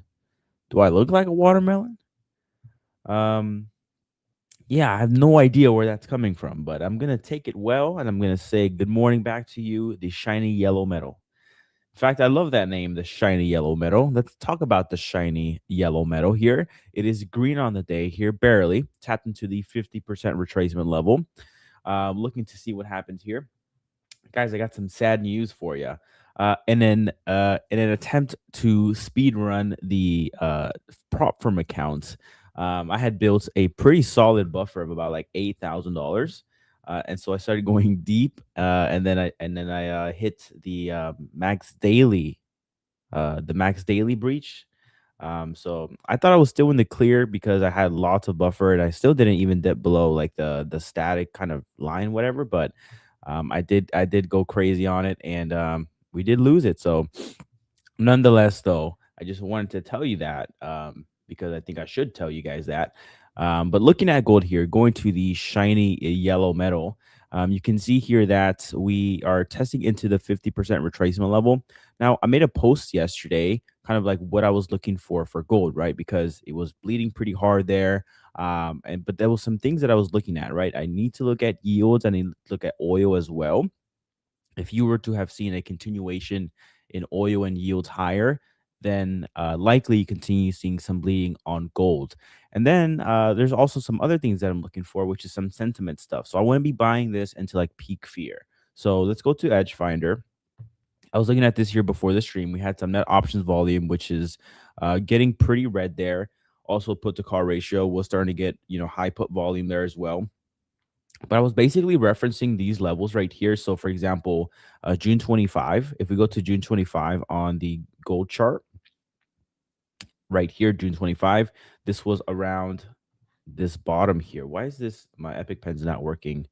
Let me go to Task Manager. And I think the fix to this is just ending this. Let's see. Epic Pen and task. All right, let's bring it back up. Should be working. Let's see. Okay, there it is. Okay, so June 25 right here, you can see that this was when put to call ratio got pretty high put volume on Edge Finder. You can see that this was kind of a low there in the gold market, and then you continued higher. And then you look obviously right here, July 17th, right? July 17th. Where's that on the chart? Right over here, right? You had a low in the gold market, and then you continued higher. So we're starting to see some high put volume there. You're also starting to see the net options volume here getting very bearish on gold. If you look at right here, the peak July 17th, that also lines up right here with when the gold kind of put a bottom in there, right around there. So I'm looking for those two things. And also, too, what I really need to see is to go ahead and see oil lower, which we're seeing that today, down 1.65%, and see yields lower, which we're starting to see that as well. Actually, the 30-year is starting to make some meaningful legs lower. The 10-year, still tricky, still problematic for me. I'm actually kind of worried about this, not from like a trading perspective or whatever, but like if you were to see the 10-year yield moving higher, probably reaching 5%, along with global yields following with suit with that, I would be quite concerned. The 2-year yield too is kind of stubbornly high up there, but again, I need to see those two charts go down, and I need to see some peak fear in gold for me to like get confident in buying again. So I like the level; it's at a good solid level here. I was reading the chat here, and a lot of people were kind of like complaining about gold sell off here. The trade's not working, but look, we're still within an upward trend. Okay, this is just a pullback into the 38.2 and the 50. That is very, very normal. So it's not like I'm scared to buy this or anything. I think that the trend is still intact. I think, in fact, if you were to see another dip in gold and hit the 61.8, it would still be intact. But yeah, let me go ahead and read the comments here because I do see that there's a lot here going. Let's see. It has actually, okay, let me scroll up a little bit for you guys. Bashy says I can do all the A1 pitches memorize. How are we? We're doing good. We're doing good. The Lincoln Theory says I'm just out here losing money on gold, credit spreads, and silver calls. Oh man, I'm sorry to hear about that. Joshua says the Ola Prime ads replay in my head constantly. That's good. Good morning, good afternoon, good afternoon. Let's see. Hello, Ellen. Question about your FTMO funding account. What was the risk you had on positions when you were in challenge, and how much time did you finish the challenge and the swing trader? So yes, I'm a swing trader. I was trading the accounts like I do, mirroring my live accounts, but it was taking a very long time. So yesterday, I decided to go deep into it, and then I lost the account, but it's all good and dandy. Let's see. Props with this limits are horrible. You know what? It just like, it kind of like opens your eyes. And I knew this already, like kind of through other people's experiences, but you really cannot trade them like your live accounts, right? Like, for example, I think a 5% drawdown happens every now and then. And to do that on a live account, it's very manageable. You can start doing things creatively to kind of like stop the bleeding or to start hedging and whatever. And like, for example, with prop firms, one thing that I learned with one of them specifically, I'm not going to say the name, but like, let's say you find yourself in an event where you need to start putting on some hedges to kind of just stop the bleeding, even if you're not making money, but you just need to kind of like make a play in the other direction while you're holding a position, right? So for example, if I want to go, let's say I'm in a euro dollar long, Eurodollar long, and price is kind of falling, right? If I wanted to start placing some hedges without losing this position here, I could go pound dollar short, right? I could do that to kind of like stop the bleeding. It's not a one-to-one correlation by any means. There's really no such thing as a perfect hedge, but again, you can kind of help your situation there. Well, to some prop firms, this would be a no-no because you would be they don't like that. They don't like hedging. So that's kind of tricky. So I kind of learned that you have to be very, very, I would say, patient, very slow with it. And that was my mistake yesterday, is I wasn't slow with it. But yeah, there's a lot of rules and stuff that you have to kind of mold into on the prop firm. A user said same thing happened to me once. Yeah, I'll probably make a video on it, honestly, to kind of just showcase, like, you got to treat them a little bit different. Sluggy says, appreciate the transparency, takes balls to hold the accountability. Yeah, man, no worries. It is what it is. It's part of the game, for anyone to be like on a win streak forever or whatever, which I was on a win streak. It's not realistic. They come and go. So it's just seasons. On FTMO, I was holding Tesla and the thing teleported down and broke the daily loss limit. Oof. Yeah, single stocks, they can definitely start making double-digit % moves very quickly out of the blue. Let's see. Gold is moving. Ball out. I think you're joking with me, ball out.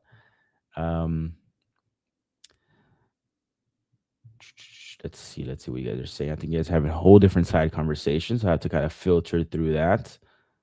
Let's see. Youngster says no risk, no Ferrari. Yeah. Ballout says, what about the massive move on EU? So Ballout here is clearly trolling me. EU is down 0.12% on the day. Remember, Ballout, I am looking for the 5 pip a day abnormal move. Okay. Let's see. Also, to the FTMO account is something I'm testing with a project that I'm working on as well. I also have a futures prop firm account, but that one's like very, very, I don't even know what's still active. It's like an Apex account, but yeah, I'm just testing some stuff. I got like the cheapest one you could find, but they're very tricky. They're very tricky. The rules are very tricky. One firm has one set of rules, the other firm has a whole different set of rules, and so like, how do you ingest that and trade those two simultaneously? It's very difficult. Let's see. Okay, I think I'm pretty much caught up with the chat here. Okay, cool. All right, any chart markers that you guys want me to go over, feel free to let me know. I'm looking at oil here. Hopefully it continues dropping a little bit.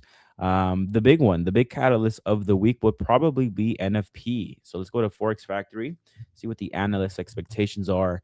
If we kind of reflect on what we've been seeing already in the past, we did have a string of weakening labor data. You had NFP yearly revisions come down lower too, right before the Jackson Hole Symposium speech.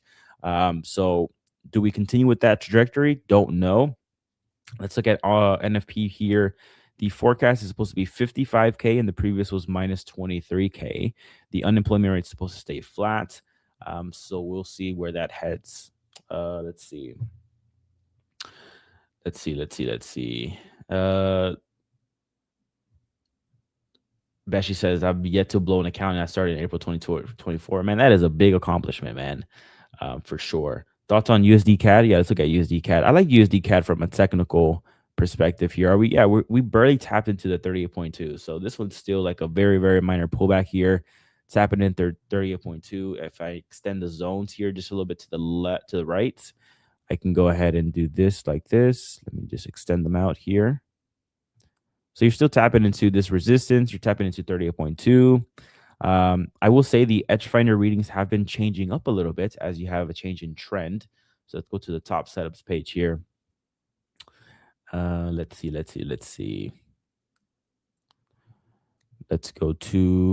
take away the neutrals. Let's take away the minors. And let's see where we stand with everything. Okay, so USD Swiss is bearish. Where's USD CAD? USD CAD's not bearish. You do have dollar bearish right here. You have Aussie dollars very bullish. You have silver is bullish. You have gold, which is bullish, which is we all love that. Pound dollar is bullish. Aussie dollar is bullish there. So dollar CAD's not bearish yet. So I would hold off on it, but I do like the trend for sure. In fact, I would probably even feel more comfortable if you actually do see some kind of a rejection here and the trend starts to kind of look back in this direction. That would confirm that the trend is still intact, the broader bearish trend. And by then, likely Edge Finder does go ahead and shift back into bearish camp. And so then at that point, you have the technical confirmation and the Edge Finder confirmation. So I really like the trade from a technical perspective, though. The thing that's tricky here is that you can still have a pullback into the 50 or the 61.8 and still be valid. So I'm going to say this, and I'm going to say this the same way I would say for anyone trading gold right now, right? So I know a lot of people are very interested in gold, right? A lot of people, not saying this in a bad way, but a lot of people like look at the signals, right? And, or any signals, not just ours, but any signals, and they see that loss here, and they think the world is ending or something. Let's keep in mind, guys, when we are trading, you have to have small size, especially if they are attempts, right? If they are an attempt, for example, if I would to take an attempt here at the 38.2, let me go to dollar CAD so I can show you what I would personally do. If you were to go to, why is this thing not working? If you were to go to dollar CAD right here, right? I am not betting the farm at dollar CAD at the 38.2 if I know that there is room for the 50 or the 61.8 to get visited, right? And then if it gets to the 50, I'm also not going to bet the entire farm right here because you still have potential for it to reach the 61.8 and still be intact. So with this, I say like, you know, if I were to take a position dollar CAD or anyone takes a position dollar CAD to the short side, understand that you have other levels above that can still get hit and still keep the trend valid. So with that being said, maybe you don't risk a lot right here. Maybe you risk a little bit more here as you get more premium. Maybe you can risk more here when you get to the 61.8 and that's like your final line in the sand before the trend gets completely invalidated.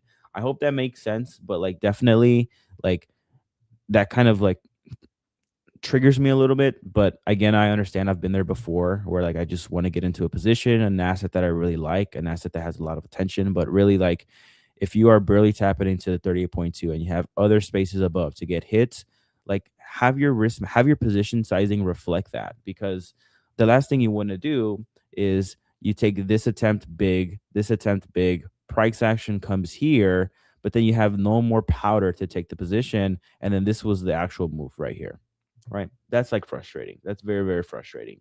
Or when you take two big losses right here, your confidence when it finally gets to the 61.8 gets diluted and then you hesitate and then you miss the entire move in general. So like definitely like depending on where price is on the chart relative to the trend, make sure that your position sizing reflects that.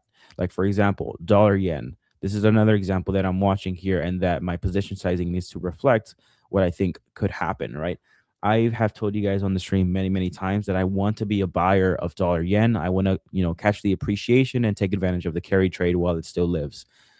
However, price is right here at 159. I think that there's possibility that we can visit 156, 155, 154, even like 150, right? That's definitely a possibility if you have another round of like interventions or something like that, right? Something that we cannot foresee that would be a complete surprise. So if I know that there's potential to visit these levels or even this level here, when I am buying dollar yen, I'm not going to bet the farm right over here or at the 200-day moving average because if price does eventually kind of hit these levels, then I'm going to be liquidated most likely. I'm going to be suffering some severe losses. So with that, I'm like, okay, if I want to start accumulating dollar yen, I need to do it responsibly. I need to have very, very tiny orders right here. That way, if the worst case scenario happens and all of them gets filled, I'm still in a position that I'm not frustrated or anything, and it actually benefits me. So yeah, I went on a little bit of a tangent there, but that's just kind of like my viewpoint and how I would approach things as far as trading, especially in a high volatility environment like we saw yesterday, which by the way, yesterday was not a volatile day. You had the VIX in the teens, like it can get a lot crazier than that. So definitely, like, in times where volatility starts to pop, maybe after we get above the 200-day moving average, if you start to see a 30s environment like this, you definitely have to dial down that risk and widen those stop losses if you want to just survive and even just, survive the moves, really. Excuse me. All right, let's go ahead and look at the chat here. Sorry if I went on a tangent. The Lincoln says, I've only gotten stopped out once, but my position size was probably a bit too big. I'm trying to do better about risk management, but it's way harder than I would have thought. Yeah, man, it is way harder than you have thought. And I'll tell you why. One thing that I've done before in the past, and I'm sure everyone here has done in the past, is when you're putting on a trade, right? You're putting on a trade. Let's say this is gold. So I'm going to do this. I'm going to put a long position right here. Let's say hypothetically I enter at the 50, and then my stop loss right here below the 61.8. And I am targeting 5,000, for example, right? For example. Or let's make it more realistic. Let's say I'm just targeting the recent high right here. I'm like taking the trade, I'm inputting my numbers here, and then I get fixated on this number, the profit potential. I get so fixated on this number, and I try to maximize this number as much as I can, and I completely ignore this number right here, which is just as important. In fact, more important, because most likely than not, people have win rates below 50%. So if you have a win rate below 50%, this outcome, right, is going to happen more than this one here. So you definitely need to be mindful of this number here. So if anything, I say pay attention to your risk management, your stop loss number first, and then the profit is secondary. The profit comes, right? The profit is just part of the game. It'll come to you. But if you do not survive, a string of losses, then there will be no profits to enjoy because you will be out of the game. Let's see. Let's see. What you mean realistic, Alan? Preserg, I have no idea, man. If you could give me some context, I don't know where I left or where you started off at. Simo says, Alan, a quote for traders: "You will never figure out trading us over. You will get stopped out. Just manage nicely." Yeah, just manage nicely. Bassi and Prizark are doing something. Circles, yeah, the circles are back in play. Enough circles on gold. You guys are funny. Let's see. ADP. I don't think ADP comes out. Let's see. Is it this morning? 7:15. Okay, let's look at ADP. 38K. 38K. It was a miss right here. Usually, and this some can argue this, and I definitely understand that, but usually ADP is a forward-looking indicator to NFP. Sometimes it's right, sometimes it's wrong. Last time it was right, though, so we'll see what happens. Let's see if the market reflects that as well and starts to price out some dollar strength. Maybe we price in some gold strength. Maybe yield starts to come down a little bit. We will see. I'm curious to see what gold starts to do on the market open as well. If there's some really good follow through on gold on the open there to the upside, then maybe I can entertain that. But again, I need to see oil lower, yields lower, which we're seeing that today. So I love to see that, right? That's part of my kind of checklist there on gold. And also the sentiment readings as well, which are starting to play out here. You have options volume. Let's see, let's go back to it. Net options volume here starting to get bearish here. You also have the put to call ratio getting high put volume getting up there as well. So the more the better on this, right? The more extreme the readings, the better. But yeah, I'm just kind of waiting for the dust to settle. And again, I need to see the price of oil not run away. If it starts to run away too crazy there, then you have those inflation concerns back into the picture, and that can start to kind of make the inflation rate hike story a little bit trickier to read. One opportunity says, Fed Williams, at the end of the day, it's the Fed's job to get price stability. 2% inflation is job number one. So that's definitely hawkish. Is that happening right now? Let's see. Bala says Alan has really shifted from FX. I like that. I actually got a book from. I'm not gonna get it, but I'm trying to dabble and learn and be a student because I love when Nick and Chris talk about this, and they're kind of like, I like the idea of trading options in a very safe way, though. I don't foresee myself doing zero DTE or anything like that, but like in markets where you have kind of just sideways movements, selling some premium, I kind of like that idea. I also like the idea of doing that on Forex as well. Like for example, this is kind of that I was thinking this on my own here, trying to just formulate kind of my own view by kind of integrating my learnings here. But for example, if you were to look at DXY, right, it's usually very, very choppy, right? So likely you don't get into these extremes right here. So if you were to have kind of price action on the DXY trading within this level here, let's say 96.5, I can sell cash secured puts here and bets that very likely than not, DXY is not going to break out of this range. And if it does, that's fine. Then I can, get a position to the long side at a very discounted level.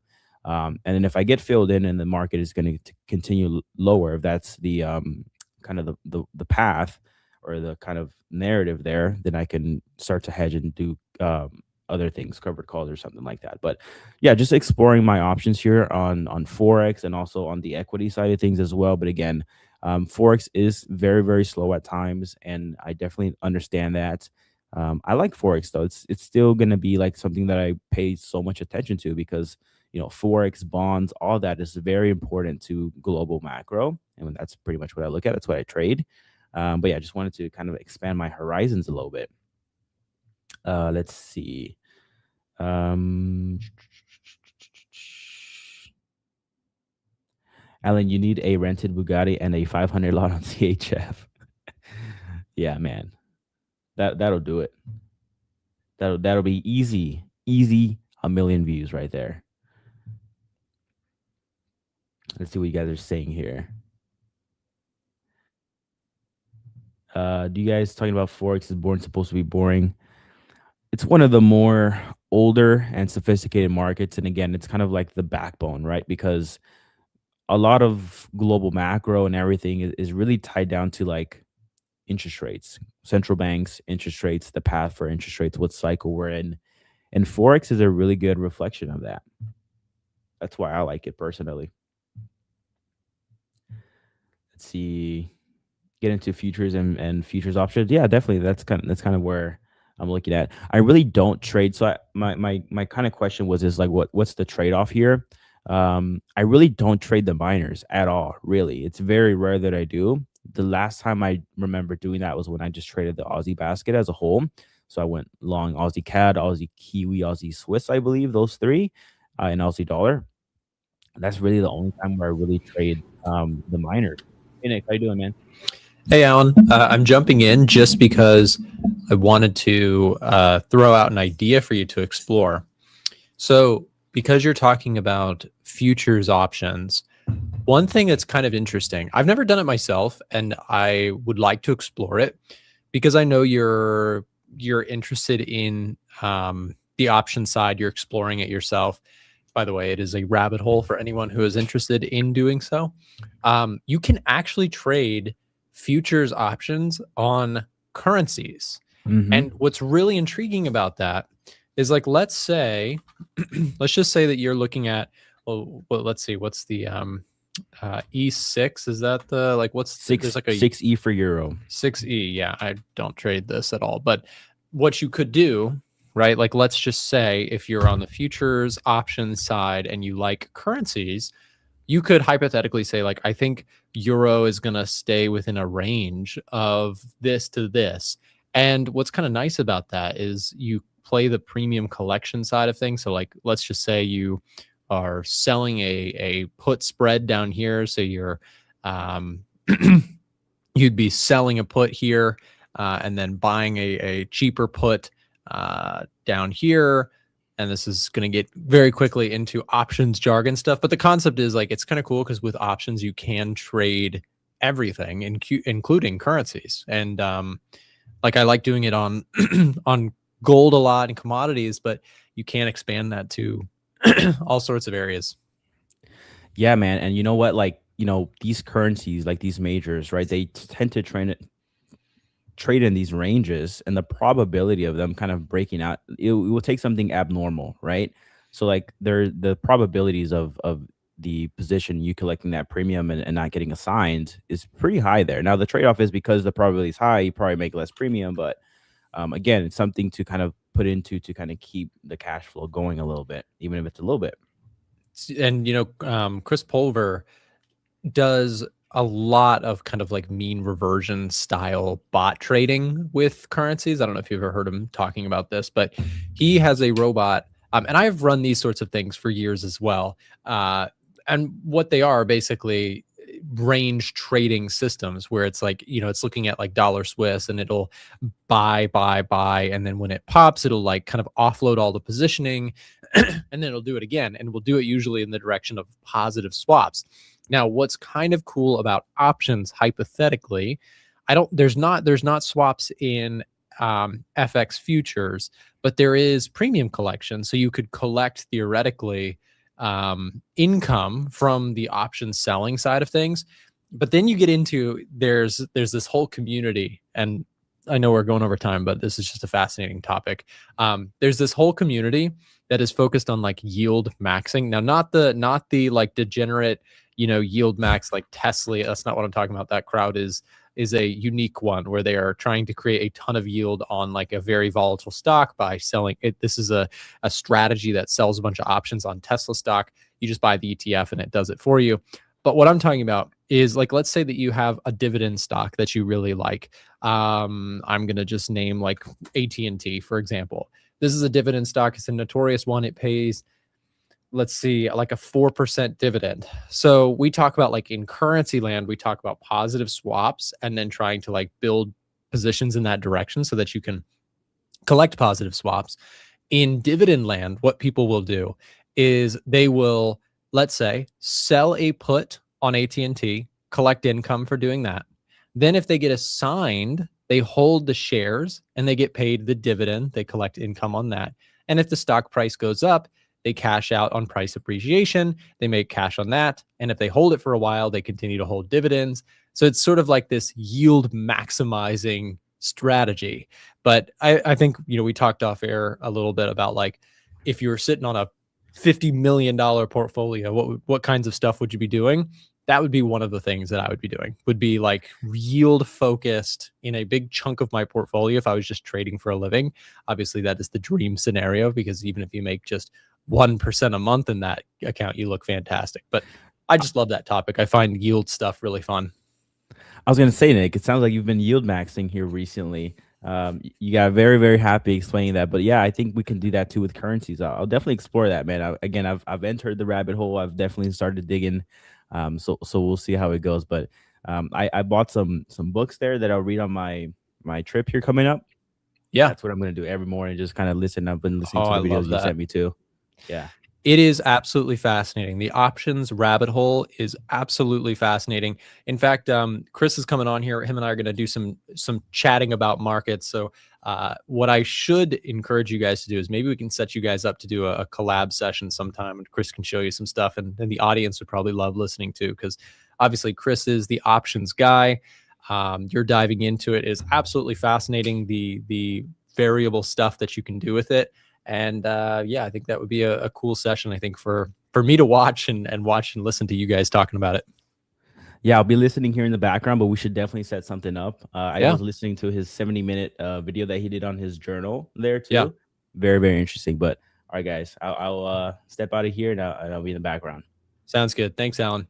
Guys, we're going to play a quick break here. We'll just get the next segment started with Chris Pulver and myself. So stay tuned. We'll be right back after this quick break. Be right back. If you're looking to get funded and want to save big on prop firms, check out our website, a1trading.com. On our website, we have a massive catalog of different sponsors and prop firms that are offering really competitive prices to our live stream viewers. On the screen right now, you see a QR code. If you scan that, it'll take you to this page that I'm looking at to scan all the different offers. You can also filter by one-step and two-step accounts. You can also look at futures, Forex and CFD prop firms, and even prop firms offering stocks. You can also select your preferred prop firm challenge size and check out our menu at the top for tons of different prop firm perks and giveaways. For example, every Monday, we do a weekly prop firm giveaway that you can sign up and add your name into the hat for free. Additionally, we have prop firm reviews for notable firms, and we even have a side-by-side comparison tool where you can compare two firms head-to-head.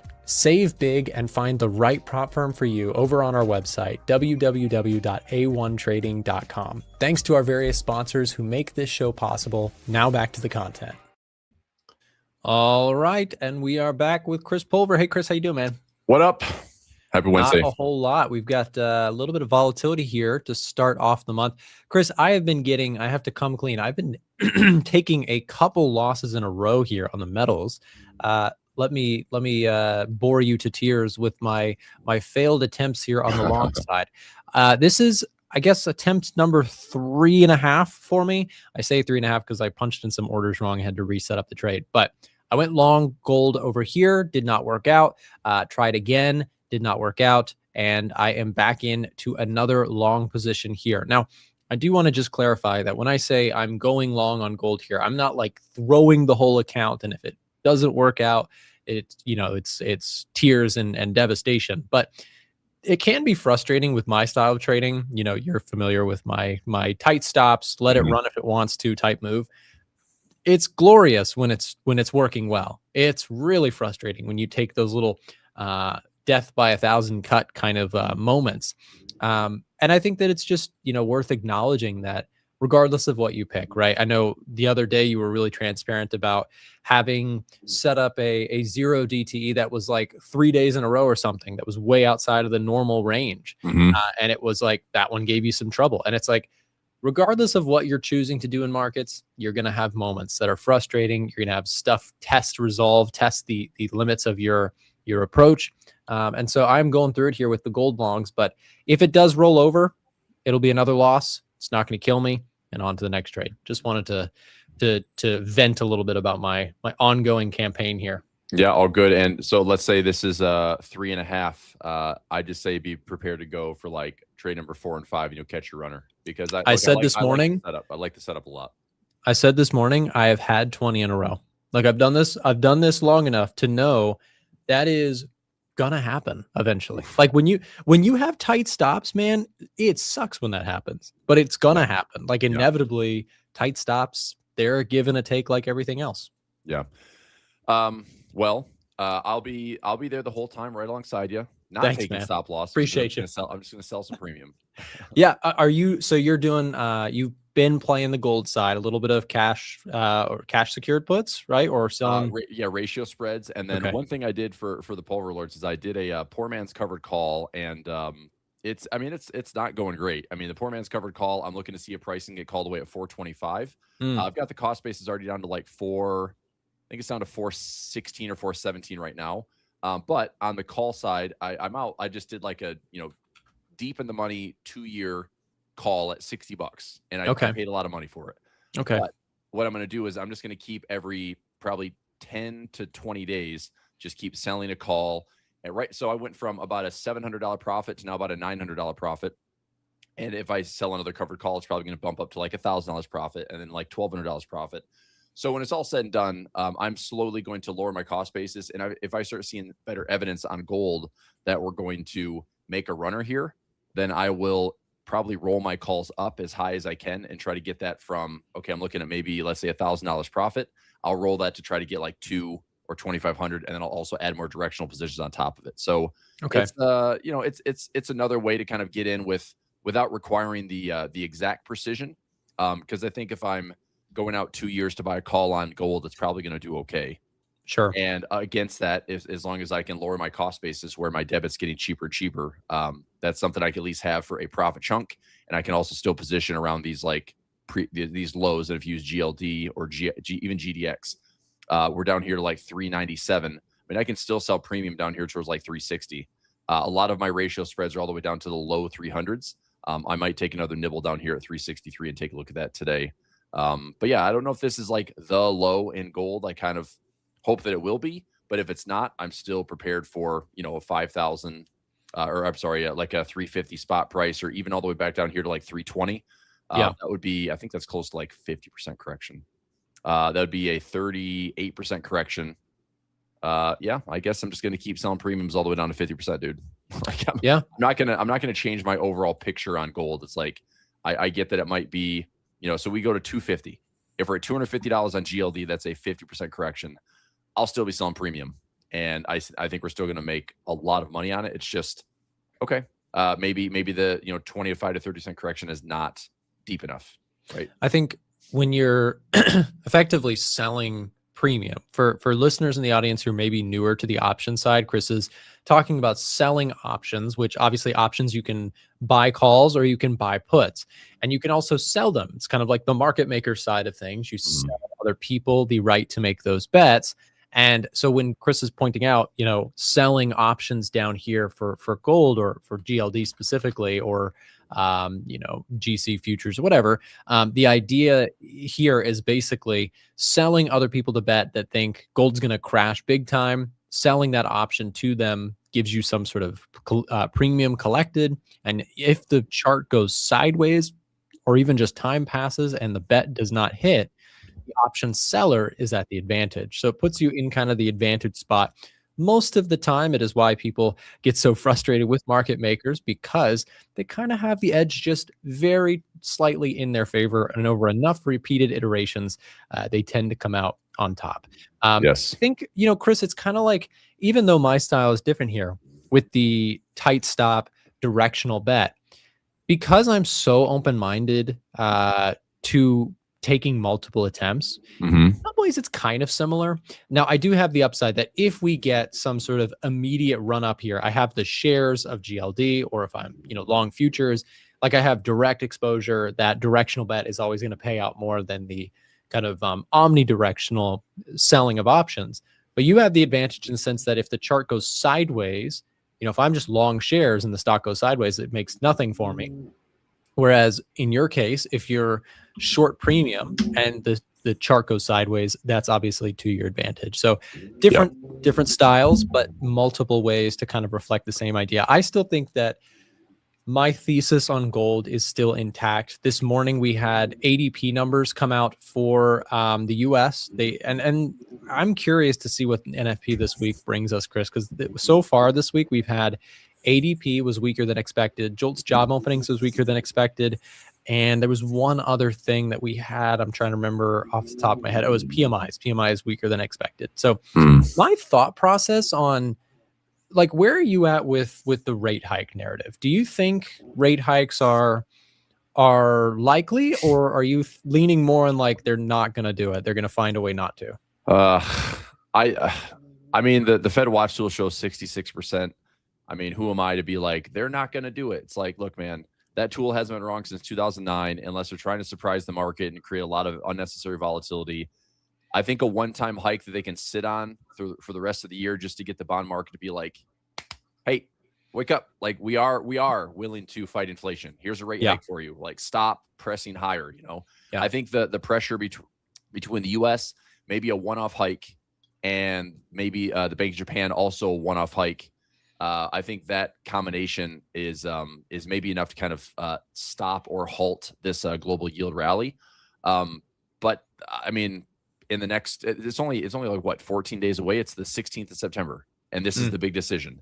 So I mean, I've literally seen 50-50 out there as far as like analysts talking about they're not going to raise rate, or that, you know, they can't raise rates. It's like, well, they can't cut rates. That's probably the one thing I am more certain about, is they can't cut rates. Yeah. So, which, by the way, is crazy, because we were saying, you know, myself included, beginning of this year, we're like, they're not going to hike rates. You know, if anything, the next move is going to be a cut. And now look how things with the Middle East have shaken up. Just goes to show, like, markets are so hard to predict for that very reason. Yeah. But I think what we may end up seeing is a very quick policy shift where, let's say they do hike and they sit on this through midterm elections. and maybe it's enough to get the bond market to listen. Maybe we have some improving, inflation data. As long as the labor market stays somewhat, stable. I mean, we don't need a ton of jobs, Nick. We need like 20 to 30,000 jobs a month to basically be a break even and still maintain low unemployment. So it doesn't have to be like gangbusters non-farm or even the ADP. When you showed that, you're like, they missed. I'm like, well, they were positive numbers. Sure. So that's better. That's Sure. better than nothing, because even if non-farm comes in at like plus 20 or 30, I mean, it's not going to be this huge red flag. It's just going to be like, yep, we just have like a tight labor market. Full employment's there. Unemployment rate remains low. But yeah, the rate situation is right now. The Fed watch tool is at, I'll come back to this in a second. This is a trade I'm just going to take on GLD, by the way. Let's go to the watch tool. 66.2% for the hike. And then they sit on this until possibly another hike. But this is the one that I'm saying, yeah, probably not. Like, I don't think they're going to hike twice this year. I think they would hike once, sit on it, see if that gets the options market or the bond market to obey a little bit more on the long end of the curve. But one thing too is watching the 10 and the 2. So this is going to be a big spot to watch as far as, are we in trouble? So this is the 10-year and 2-year yield, which, you and I talked about this way back when we were inverted yield curve, and then we started to get disinverted. That is usually not a good sign. Usually that disinversion is like, oh, we're going to be in a recession at some point. But what you dive a little bit deeper, the recession stuff really comes when you get about 100 basis point spread between the 10 and the 2-year. So right now we're at 0.4. So point is, if this comes back down, you're either near the zero line, even though we went from inverted to disinverted, there's not enough of a spread between the 10 and the 2-year to really be historically problematic. And then the flip side is, let's say that we start pressing this up and we get to like 70, 80, 90 basis points, anything over 100 basis points, it usually spells trouble ahead. Sure. So just putting that on the radar. We haven't looked at this a lot, but as far as like what's the canary in the coal mine, if you're looking at the bond market, because they always say like the bond market's the smartest market in the world. Well, I mean, we'll see how smart it is. We'll see how kind of how early is to maybe this trouble ahead, or it's just going to be noise right now, and that's a lot of noise, but it could be exactly that. So I'll keep an eye on the spreads. Here's a question for you. So if trouble is ahead in the scenario here, is that more of a sudden QE type environment where we're talking about economic slowdown, trying to swing back the other direction? Is that kind of your thesis with maybe one? I've been calling it kind of a risk management hike on the inflation story. Like, I can see that happening for sure. I lean a little bit more on the side. I think like they may try to, I don't know. I don't have any evidence of this, but I know that, Kevin Warsh to some extent is the same cohort and grouping and fraternity to an extent of the current Trump administration in terms of Trump himself, but also Scott Bessent. And I wonder if there's any like, hey, we can afford to wait a little bit longer purely because the midterms, the last time we saw rate cuts right before big elections, markets got all sorts of upset about that. This time, could there be, a strong incentive to not hike interest rates ahead of midterms, which are now, I saw something last night. It looks like it's leaning more in favor of the left. 51%. So I saw on the prediction markets. Yeah. So who knows? I mean, that's just speculation on my part because I have no data to back that. I'm just wondering if there's any willingness to be like, all right, let's talk down we can't control oil prices. A rate hike would be kind of preemptive here. I don't know. It's so tricky to try and call that. But to your point, the bond market's saying, hey, we could see a hike. And you really can't fight that too much. But I'm leaning a little bit more in the camp of like, if it is a hike, I think that's probably more of a dovish hike. That's my consensus right now. That's my opinion. Yeah. Well, also don't forget that there's still a lot of levers that can be pulled. I mean, right now we're still arguably in paradigm C, which is the U.S. is trying to grow through the deficit spending. And whether we believe it or not, I mean, we're spending like wartime, post-recession, crisis level deficit spending. Yes. So I think that if we a dovish hike, okay, fine. I think it's more of like hike to just try to tame the bond market, and then when it's appropriate, probably pivot back to neutral or pivot even to dovish. I do wonder what this does with midterms, if it's going to be. I have a hard time believing that the Democrats are going to sweep everything. I think it's going to be a split. I think we'll have a gridlock. I think we'll have like Senate stays the Republicans, House maybe goes to the Democrats, and then you essentially have just a gridlock, and the markets won't hate that. But what I was saying is we're still in paradigm C. There are still levers to be pulled, and we have the government fiscal spending. You have the Treasury with their kind of line in the sand on the 10-year at 4.75, and the Fed. That's a lot of powerful forces that can still pull some levers to keep liquidity going, to keep the markets going, to keep the AI narrative in check. Like, that's where the growth is right now, Nick. And I think if you want to be bearish this market, then that means you're essentially bearish on like the entire AI build out. I think that's ultimately what got us here. And I think that's what's going to kind of sustain us here, even if we go choppy, sideways, volatile. But if we're going to make fresh all-time highs, I think it's going to have to be on the coattails of either large cap tech is still doing a good job. General tech, like even Nasdaq, has to start outperforming. Or semiconductors, like everything just has to stay like in that boat. That concentration that got us here, I think, still has to be resilient. I mean, we can rotate out of all that, but that market cap is so large that, I mean, look, the energy sector at 3% of the S&P is not going to get us. It's not going to thrust us to all-time highs. Agreed. So it's like we have to have the good stocks that have gotten us here, that are huge and super profitable. They have to continue to kind of be the resiliency that keeps this market afloat and keep the indexes kind of churning off these highs. We could have a flare up. I mean, I keep going back to the reaction of like summer 2024. It's like, nobody looks at summer 2024 like a big event, but like the S&P was down 10% and it V-bottomed to went up another 20% to the upside. Yeah. And carried into a stronger bull market into 2025 until we had Liberation Day drama. So, I mean, it's like we can still have a volatility event just to cleanse this like super suppressed volatility and still have a very viable dip going into midterms or post midterms or even into like Q1 next year. I think you've mapped out too a big chunk of the narrative here, or at least the Scott Bessent, when he was speaking, was it Davos, or he was at something recently where he was talking about, what you were pointing out about the only way to get out of this is to grow. Right. And he also pointed out that debt is not a unique to the US problem. The whole world has massive debt and is continuously expanding money supply. And he points that out because it's like, it's easy to look at US debt and be like, look how terrible US debt is. But you can't just look, it's all proportional. Like, just like you can't look at just the dollar, you have to look at other currencies to see which one's the strong one. Same thing with like bond markets and debt and stuff.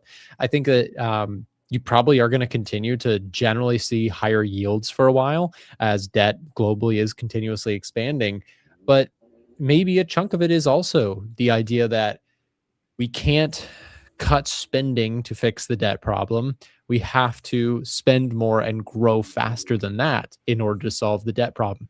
And that is part of the reason why we talk about it over and over. That kind of still points me back to being bullish gold, because that's sort of like a money printer is going to print no matter what scenario.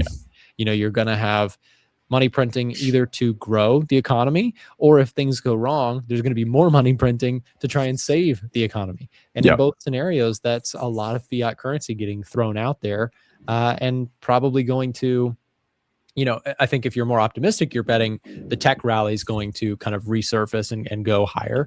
And if you're more open-minded to both scenarios, gold is kind of it wins in both scenario in my personal opinion. Doesn't mean it's going to win every day. Clearly, if you've been watching me, I've been early to this idea, but I do generally think, broadly speaking, that gold should move higher in coming years for that reason.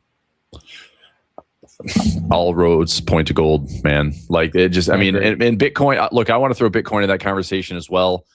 There's still going to be the speculative side of Bitcoin. Let me get your opinion here on the price action. So, nice little thrust on Bitcoin. It did it very quickly. I mean, we had like a 4-day run that's like, oh my gosh, all of a sudden it came out of nowhere when the markets were essentially flat. So, I mean, this was an interesting time for Bitcoin to make a run like this, but it didn't break the highs and we haven't taken out the lows. And so part of me wonders here, Nick, that this might be the product of like the low volume that we've seen in a lot of the markets, like low volume, kind of this like low choppy environment. And so I think the markets may have manipulated that a little bit on Bitcoin. But if we pull right back down, let's say to like 68,000 or so, but we find a bid there, I think this may be a reversal pattern. But I think this trade possibly comes right back down, makes it very much a stressor for the Bitcoin enthusiasts, and like, fudge, here we go again. It's going to retest these lows, maybe retest these highs, but I'd like to see if there's a breakout that it's maybe carving out the lows and in a more like defined fashion versus do we break the lows to go to like 35K? I'm still probably taking a stab at it, but I don't like it as much, even though that might be the bottom that we go to all-time highs. I would say for the sake of Bitcoin's like reputation and for Michael Saylor and all the derivatives that are layered into this leveraged or this volatile market, I don't think anyone's going to enjoy like a 40K or 35K spot price Bitcoin. Yeah, unless you're a maximalist. But it's like I think that's going to be a much tougher discussion with yourself. Like, gosh, man, this is sound like 60+%, 70+% from all-time highs, and I want to buy this. So I don't know. It just seems like it might have that dead capital type look when it's like, the markets are just off of all-time highs and Bitcoin is sucky. Like that was a 50% correction. If we get a symmetry, that's 74% correction. Like that would really just, I think, ruin a lot of like maximalist narratives. Not saying it can't hit 35 and then go to all-time highs, but I hope we just stay in this area. We kind of range out. Maybe Bitcoin has some dispersion like everything else, but when I said all roads point to gold, Bitcoin, you got to put that in there as well, because if we're just going to print fiat money, Bitcoin exists to kind of be the opposite of that. It's like there's still 21 million scarcity. We're going to run out at some point where it's like, that's it. That's all the Bitcoin in the world. And so hopefully that's still good. In 2020, Chris, there was an interesting scenario. I think 2020 has some resonance here in the sense that in 2020, global situation shuts down, right? Economies around the world stop working, and there was just this commitment to, we are going to print the heck out of currency. We're going to cover all the bills in the meantime, and ultimately in that case, you could make a strong, obviously in the stock market, percentage move higher, you could argue that, well, stocks ultimately really benefited from that injection of cash ultimately really worked for stocks. But I remember the narrative at that time, and I did decently well with gold back in that time as well. The narrative was, go back to 2020. I'm just going to zoom back there for a second. In 2020, it was like, okay, governments around the world are going to spend like crazy to try and get things going. They might be successful and get things going, or we might go into a recession. If things get going, that's great for stocks. But if things don't get going, it's not great for stocks. But in both of those scenarios, gold is a winner, because we know one thing: they're gonna print $1 bajillion, and gold, rocketed off of that. And so I kind of feel like it's a similar scenario where it's like, okay, global yields are rallying higher. There is no way to fix the problem, by cutting entitlements. Like, people just won't do it. Like, that's not going to be the solution. So instead, they're going to try to do what they always do, which is print a tremendous amount of money to try and save the day. And again, it kind of goes back to gold is going to benefit from the idea that they're going to print money. Stocks might benefit if the efforts are effective in stimulating massive continued economic growth. So that's the question, is like, do you believe in, and my personal view is, I feel like the better bet in more outcomes is probably gold than stocks. And again, I know we keep pointing that's that concept of all roads right now seem to lean towards gold. The cherry on top too is that gold is still off 20+% from the highs, where stocks are down 2.5%. Right.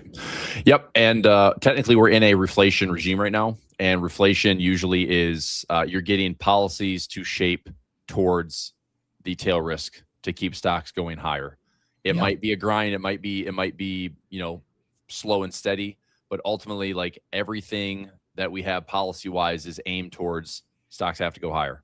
So, I think everything right now is kind of a buyable dip. I just don't know if I love like a 2% dip and saying like that's the bottom. I'm not comfortable there. I think it has to give us something like 5 or 10%. I think there's a lot for this market to digest right now with, literally we spent this segment like, is the Fed going to raise rates? Dude, I don't know. I mean, according to the watch tool, they're going to, according to the hawkish tone that Warsh is trying to lead with, I mean, they're trying to make the market think they're going to raise rates. But if they don't, I mean, do we blow the top off and still have nothing but that 2% correction? I'm more nervous about that. If we blow the top off, I just think we have a nastier pullback coming sooner than later. So it's like, just get the pullback over with, whatever it looks like, you know, whether it's 5-10%, get it over with. But I mean, I think that Trump, I think Trump and Bessent, I mean, I don't like Bessent on the freaking media outlets like every day now. I mean, he's making a lot of rounds and he's making a lot of noise. And it's like, dude, you know, and he's even said this in his press conference, like he can't control the market. He can't manipulate the market, but he can send a signal. Well, Sure. You're sending a signal against one of the largest markets in the world. And that's kind of calling your bluff. It's like the bond market's like, you can't talk us down, dude. Like, I think that's what Jackson Hole is all about. It's like, okay, talk is cheap, dude. Prove it. If you guys want to be hawkish and you're going to show it, then raise rates. Do it. You know? Yeah. So that's a lot of big market stuff to navigate. And that's where I'm just like, I just don't think we get out of this like unscathed with like no volatility. And meanwhile, one more thing before we have to go here. The VIX has been extremely low. You know, this little flare up in the VIX up to, 16.5. Dude, but look at the VIX EQ, which is essentially single stock volatility. Look at how much this one got crushed as well. So when we had the pullback in July, I mean, it was like July was pretty ugly. And you also go to the bottom of July's move with the FOMC at the end of the month. And that's where the vol crush really came in. So like single stock volatility started to dump after that FOMC announcement. But what makes me kind of nervous for a VIX event is, let's say we have single stock volatility also sitting down here at crazy lows, along with a suppressed VIX at 16 or lower. And I just think that's where we get another potential flare up in either single stock vol again or the indexes or both. Right. Yeah. So I think it's September is set up for some movement. I don't have any short positions open, but I'm very open-minded to the idea that equities could see some kind of maybe, all of this sideways consolidation turns into a little bit more of a retracement. And I still think that's within the realm of a normal, bull market, but we've been very choppy here, sitting just indecisive here towards the highs. Would love to also see some kind of a flush here just to kind of get some movement going, some freak out, and maybe give some opportunities to pick up some stuff that we like on the cheaper side. So we'll keep an eye. Yeah, exactly. Exactly. Chris, we're out of time here. We got our next show host starting. It is Trader Tom here coming up next. Thank you very much, as always, for joining me here on the segment. Guys, go check out Chris Pulver on his YouTube channel. Just search up Chris Pulver on socials. You'll find him pretty quick. And Chris, thank you, man, for coming on. All right. See you soon. Thanks. See ya. Guys, also real quick before we throw the show over to Trader Tom, just a quick reminder that Edge Finder is free access this week. I'm going to drop a link here in the live stream chat. I just sent it. Edge Finder free week is happening right now. All you have to do if you want to try it out, it is public access. Click the link that's just been dropped in the live stream chat to get access to it. Again, just punch in your email and it will send you a copy to use through the end of this week. So that is just for a couple more days, gives you a chance to try out the tool, see if it's a good fit for you. If you're someone who watches regularly and you like macroeconomics, this is the one-stop shop tool for traders who are interested in that stuff. And it's an especially good week to have access because look at all the jobs data that we have got coming in hot. Unemployment rate, weekly jobless claims. We had JOLTS job openings this week. We had ADP numbers, non-farm payroll. I mean, the jobs data is flowing in here. And of course, our software monitors all of it on your behalf in an automated fashion. So try it out for free this week before that ends. Up next, we've got Trader Tom just after this quick break. Stay tuned. Hey traders, don't go anywhere. The show will be right back. I just wanted to tell you about today's sponsor, that is 8cap. 8cap is currently offering traders outside of the United States a huge welcome bonus when you create a new account using the link that is being dropped in the live stream chat or in the description down below. When you create a new account using our referral link, they'll give you a 20% deposit bonus to your new trading account. For traders who prefer trading on a brokerage rather than a prop firm, this is a great option in which you get a nice little boost to your new trading account. But I do also want to disclaim that terms and conditions do apply to this, so please see the full details using the link that's just been dropped in the live stream chat. Alternatively, you can scan the QR code that you see on your screen right now if you're watching from a desktop or a TV. 8cap has several regulations worldwide and is a very well-known CFD and Forex brokerage. So check out 8cap if you're interested in switching over and taking advantage of this really generous welcome bonus they are offering our subscribers now. As always with any sponsor, please do your due diligence to make sure that this is in fact the right brokerage for you and your trading style as well as your own risk tolerances. Thanks to 8cap for sponsoring today's content. Now back to the show. Good afternoon, evening, good morning, traders. How are we? Hope you're all having a good trading week. Trader Tom here from Simply Forex, and I am going to discuss, you've guessed it, everything Forex. I'm with you for 30 minutes, guys. I'm just going to take a look at what I'm looking at in the market. It has been a day of some big moves, right? And those kind of days are difficult to trade. But we're going to understand why we have these big moves. I did manage to get a trade in today as well. So we'll take a look at why I took that particular trade. And as always, guys, we'll take as many of your questions as you like, right? If you want me to analyze any currency pairs or any asset, really, come to think of it, I can analyze it. So I'm a technical trader, guys, right? I base all my decisions on the technicals of the chart. So if there's anything you want me to analyze, please leave a comment in the live chat. Right, let's get into it. So as you can see, guys, right, we've had these big moves with New Zealand dollar pairs, right? So we had the Royal Bank of New Zealand interest rate earlier on. And when you get these big moves, it just becomes untradeable, right? And this is any New Zealand dollar pair today. New Zealand CAD, New Zealand Swiss franc, New Zealand yen, right? It just becomes untradeable, right? So there's the New Zealand dollar pairs that we can't trade today. Right. And then we've had all of this strength come into the yen. Right. Is it yen intervention? I don't know if they've come out and said that, but just look at all of this yen strength today as well. So all of the yen pairs are out of action today. Right. I don't want to be jumping in on any of these trades. Right. I don't want to start selling down here and trying to catch this, you know, this yen intervention. Right, I'm just not interested in that. So that's yen and New Zealand dollar pairs out of, you know, untradeable for today. Right, that's the problem we have. But we have had a couple of trades that we were looking at today, and one of them was Canadian dollar Swiss franc. And you've got to bear in mind, guys, we've also got the Canadian dollar interest rate. So I wanted to be in and out of this trade before the interest rates come out, which will come out in about 40 minutes. But we've been having some nice trades, and these Canadian dollar Swiss franc trades really show you the difference between intraday trading and swing trading, right? I'm an intraday trader. I want to be in and out of a trade, you know, within a day, right? Sometimes it will take a little bit longer, but generally speaking, in and out within a day, right? And the reasons I'm taking a trade are all technical, okay? And it's not rocket science, guys, right? Don't overcomplicate your trading, okay? Now, I fully understand that, you know, fundamental geopolitics, economic data, that's what moves markets, right? There's no two ways about it. But how you get in on those trades is very much technicals, okay? And this Canadian dollar Swiss franc trade right here was simply in an uptrend, right? We're getting these higher lows, higher highs, right? And we're getting nothing but bullish candles. So if we zoom in, it's just bullish, bullish, bullish, and we've got room to move into, right? It's not rocket science, right? We've got an uptrend, we've got bullish candles, we've got room to move into, right? And daily basically gives me my direction, okay?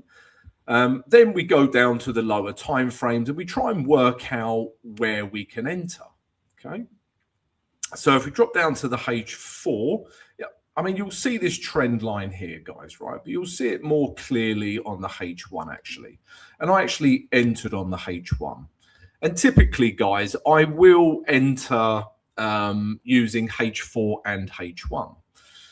And it's as simple as this, guys, right? So again, we are in this uptrend, right? This was yesterday's trade. Let's look at both of them, actually. So this was yesterday's trade, right? Big bullish candle from the trend line, got a bit of a pullback, got my 1:1, right? Again, today, okay, we're in this uptrend. We've got a pullback. We start to see bullish candles. I enter, right? I'm looking for 1:1, and then typically I let some profits run. Okay, I didn't today because of the interest rate coming out, but I've typically will let some profits run, and it's as simple as that, right? So that's what I'm looking for as a technical trader, for things to align, for me to get lots of confluence across multiple time frames, and then I can take the trade. And then also, guys, you'll find, typically if you're trading daily trend, for example, right, you will find that fundamental economic geopolitical data is with you anyway, right? Because you're trading the daily trend ultimately. So yeah, that was Canadian dollar Swiss franc. That was a trade I was in. And in our Discord, guys, we were discussing the difference between intraday and swing trading. And it's beautifully illustrated with this chart, right? So let's say, it is in an uptrend, right? Canadian dollar Swiss franc is in an uptrend. Then we get this bounce off of support, right? You're going to have a lot of swing traders. They're going to start buying there, right? Excuse my writing, been drinking. Stop losses below here, and they're going to look to take price up to there. Let's say they get roughly a 1:1.5, right? And there's nothing wrong with that. That's a nice trade, okay? And the swing trader will be happy. Whereas the intraday trader, right, from basically this bullish move, from here to there, I'm in and out of this market several times potentially, right? If we go back to the H1, you can see we've had 1, 2, 3 trades here. So the swing trader got his 1.5% once price hits target up here. But the intraday trader, we've made 3%, plus we've let some profit run on a few of these trades as well. And neither is wrong or right. It's all about suiting you as a trader, right? And this was another conversation we had, and I thought I'd share it. But,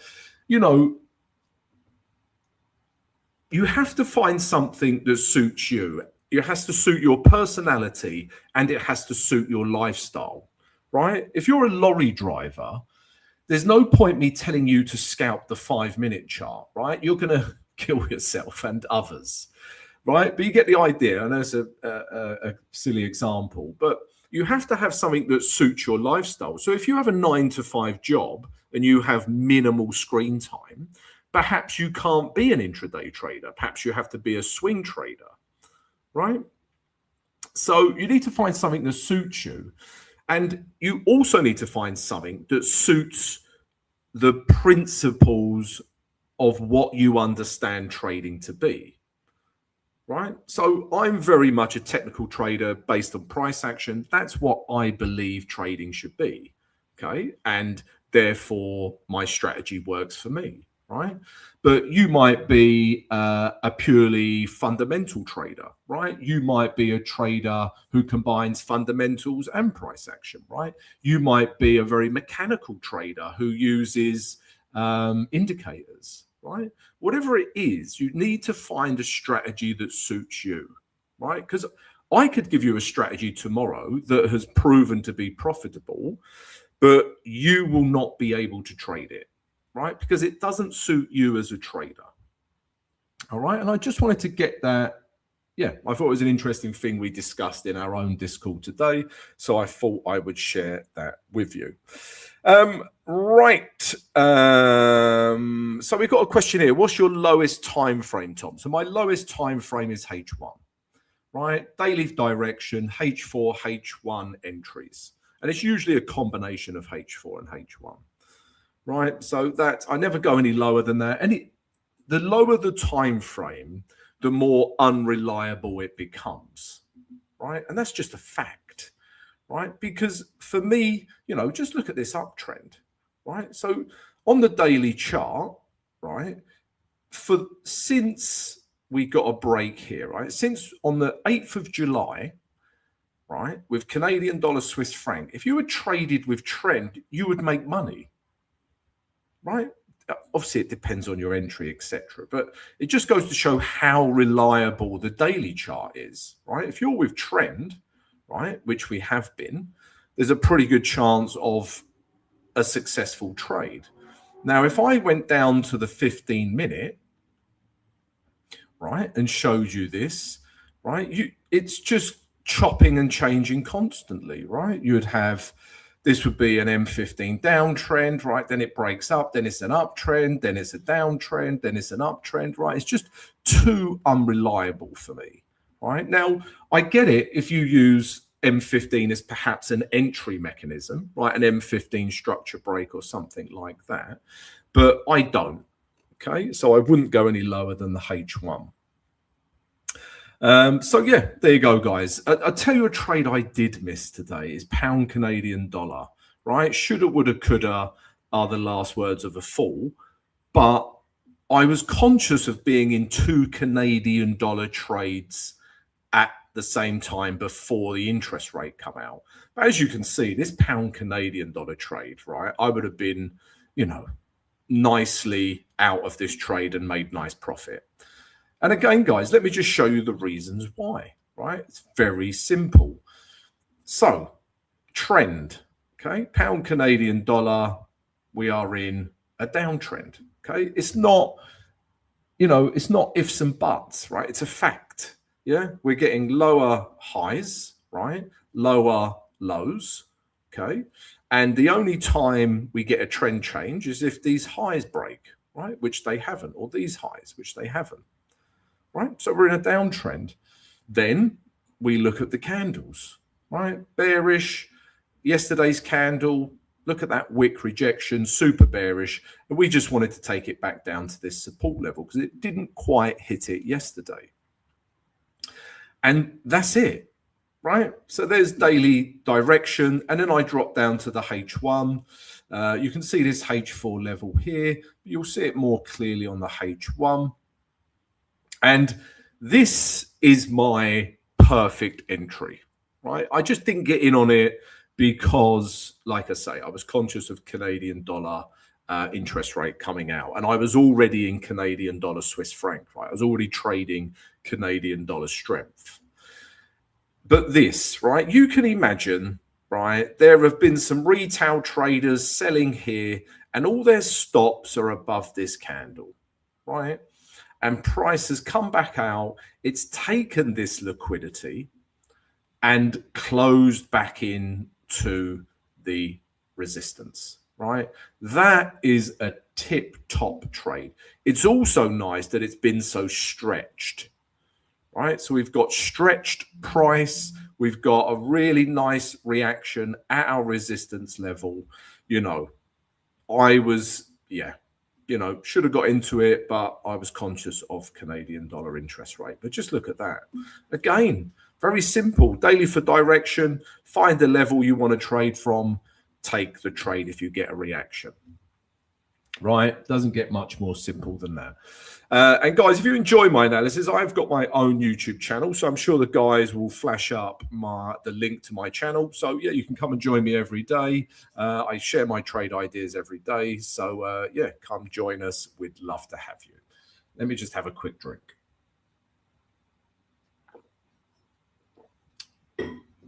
Right. So let's take a look at what some of the things you wanted to look at. Right. So pound US dollar. Let's have a look at the daily chart. The thing with US dollar that, you know, so we've had, you know, we had Besant come out, right, from the Treasury, which gave the US dollar weakness. And then we had Walsh talk at Jackson Hole, which he hinted toward an interest rate and it gives the dollar strength, right? And this dollar strength is remaining.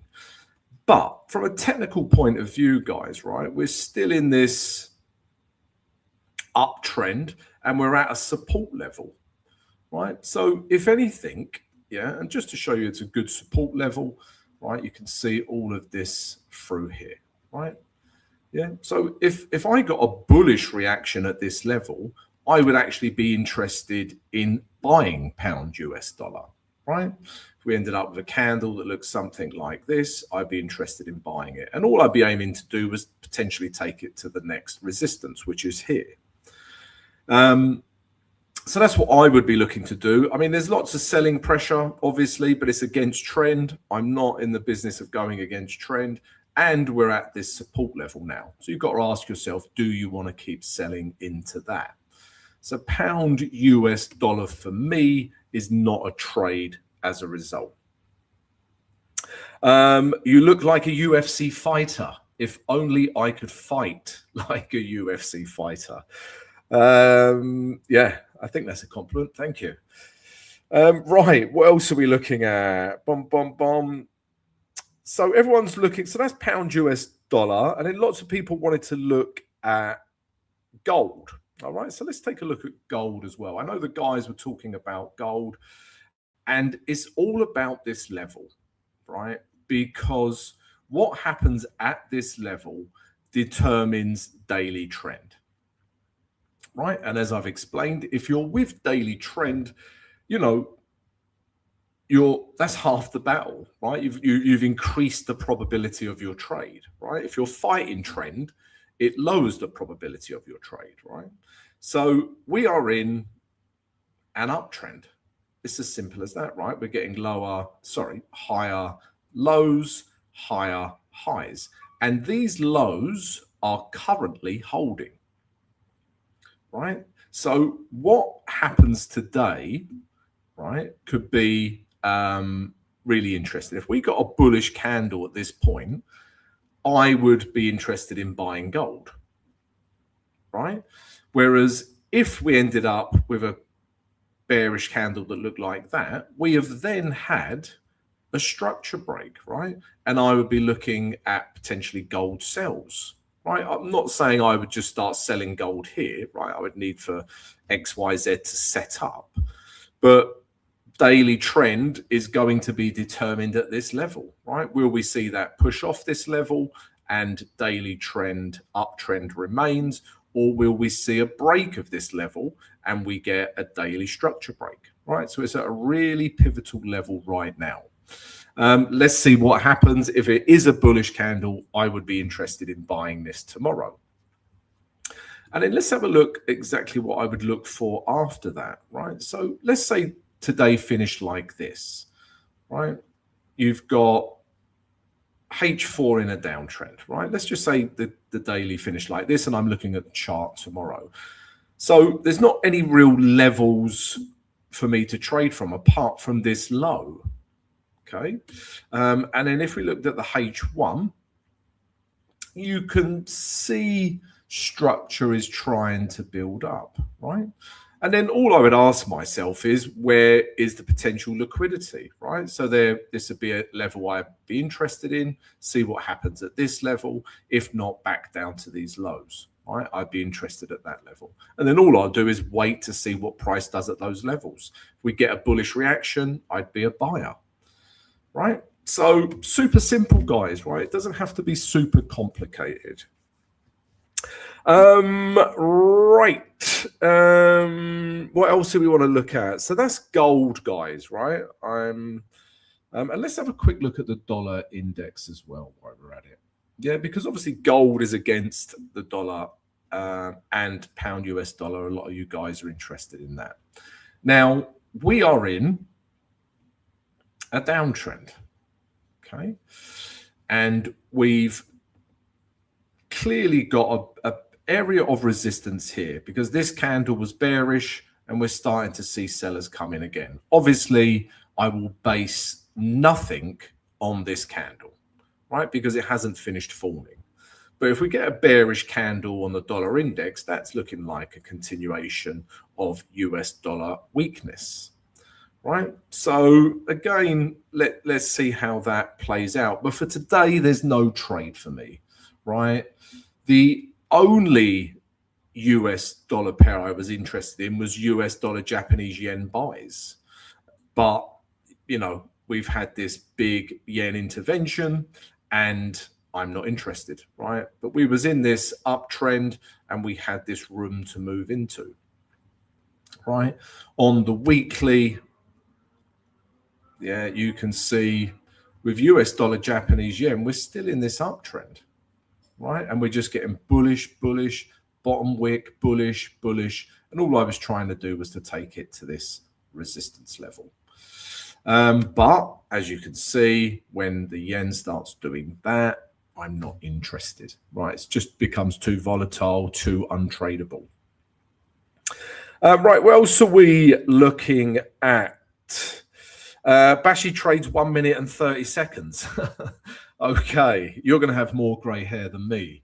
But yeah, look, guys, you know, each to their own. I know traders, you know, used to be on a trading floor here in Dubai, and I knew traders that, you know, scalped the 1 minute chart. I knew traders that, you know, traded the weekly chart, right? And both were profitable. But it goes back to my point, right? You need to find something that sits with you, right? If you're not good at holding trades for weeks, probably don't be a swing trader, right? Or even days. Whereas if you want quick gratification and you want to be in and out of the market, then, you know, maybe you would be better off being a scalper, right? You've got to understand you as a trader, right? That's the only way you can truly find a strategy that suits you. So ask yourself all the right questions, right? Yeah, there you go. Right, what else are you looking at? Silver. Okay, let's have a look at silver. Okay, Bashi is almost bald. There you go. That's what happens if you trade the 1 minute and 30 second chart. You go bald. I've gone grey through trading, so there you go.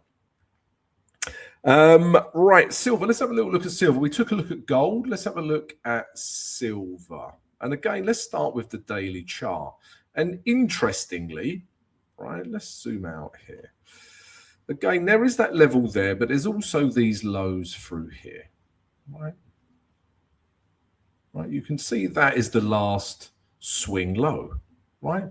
Why is it the last swing low? Because as soon as we break that high, that therefore makes that the last higher low, right? And that's the textbook exercise book of trend and structure, right? So again, silver is in a daily uptrend and we're getting quite a bullish reaction. Okay, so that would suggest we could potentially come back up to these highs, right? I will also take a quick look at the weekly and see if that supports this idea. And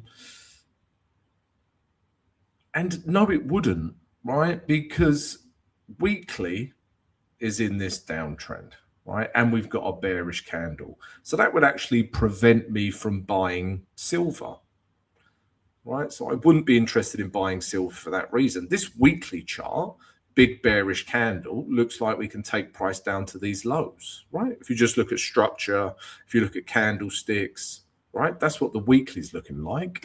And the daily is completely different, right? It's in an uptrend with a bullish reaction. So that contradiction is, I just don't want to trade that, right? I want things pulling in the same direction for me to take a trade. So yeah, that is silver. What else are we looking at? Okay, what else are we looking at? So we got Canadian dollar interest rate in 15 minutes, guys. I'm just looking at a couple of trades that I was looking at today. I am looking at pound Swiss franc buys, but yeah, potentially we might have a setup here for pound Swiss franc buys. Yeah, this might be a buy trade today. The question I've got to ask myself is, have we already hit these highs? yeah, we'll give it some thought. Yeah, let's have a look at pound Canadian dollar. Right, okay, we're getting a bit of a movement on Canadian dollar pairs. Okay. All right, guys. So yeah, if there's nothing, okay, pound Aussie dollar. Yeah, I wanted to look at pound Aussie dollar, right? So the shiny yellow metal, gold. There you go. Call me Sherlock Holmes.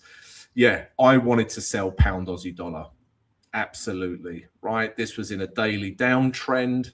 We had this big wick rejection that closed back into these highs. That just tells you sellers are there. And again, guys, daily downtrend. The candles tell you sellers are in control. If we look at the H4, I just had my level up here, right? I wanted to see something like this, right, happen at this level, and it just didn't pull back far enough. And just look at that, right? It's shot off. Whereas pound Canadian dollar did pull back far enough, right? As we know, as we discussed earlier, but I was conscious of the interest rate decision. All right, guys. So yeah, please don't forget to come join Simply Forex. And yeah, join the channel, and I'll see you again soon, guys. Have a great trading day. If you're enjoying the stream right now and would like to join us beyond just live streams, consider joining our free-to-join Telegram channel. Inside of our Telegram channel, we're sharing daily market analysis, bonus clips from the live streams and videos, giveaways to our products, prop firms, and brokerages, and much, much more. So like I said, if you're looking to stay up to date with ideas that we're looking at in markets, even if you can't make it to a live stream, consider joining our Telegram channel down below in the description of this live stream, or being dropped in the live stream chat as we speak. Just click that link, it'll navigate you over to Telegram, click join, and you can come back to the stream. It's totally free to join, and if it's easier for you, you can also just use the QR code that you see on the screen right now. Now back to the live stream. Good morning, everyone. How we doing? I was away. Well, not away. I was doing something else, not looking at the charts. And I'm coming back here, and I'm looking at the chat here, and what's going on with Japanese yen this morning? Seems like there was some sort of an intervention or something. Let me look at bond yields over there. Not doing anything. Let me look at this short end JPO2Y. No, it's still elevated. What's going on over there in Japan? Let's see. Definitely an intervention of some sort, unless it was a verbal. Let's see. No, I don't see anything whatsoever there. Yeah, that's interesting. Okay, we'll see how it continues to develop there. Crazy. Alan again, dude. Bashi, you have been gone, man. We do double segments here. Sorry, I didn't mean to highlight that message. We do double messages or double segments here every single day on the live stream, man. So you gotta stick around more. Yeah, what's going on there? Yen pumping hard for sure. Let's see where everything stands. Yeah, crazy strength there in the yen out of the blue. Let's see. Interesting. Yeah, it seems like we got another yen intervention for sure. Don't really see anything really that can tie it to it. I mean, US bond yields are pretty normal, right? They're acting pretty normal. Nothing out of the ordinary. Gold is loving that, I'm sure. Let me take this off here. Very interesting. So you guys know me. I want to see this chart drop off even further, right? I want to be a buyer of dollar yen at extreme discounts. 155 I like for sure. 154, anywhere within here. Let me zoom out of this chart for you guys.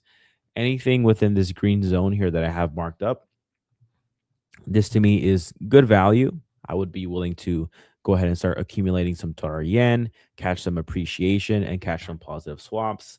That would be my ideal scenario, but we'll see how much follow through today brings today.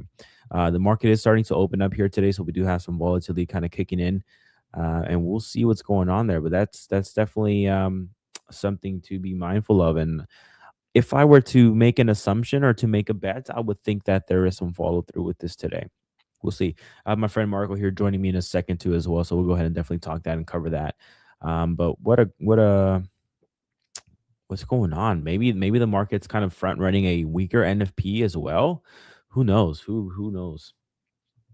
No news from the war. Yeah, it's really nothing going on.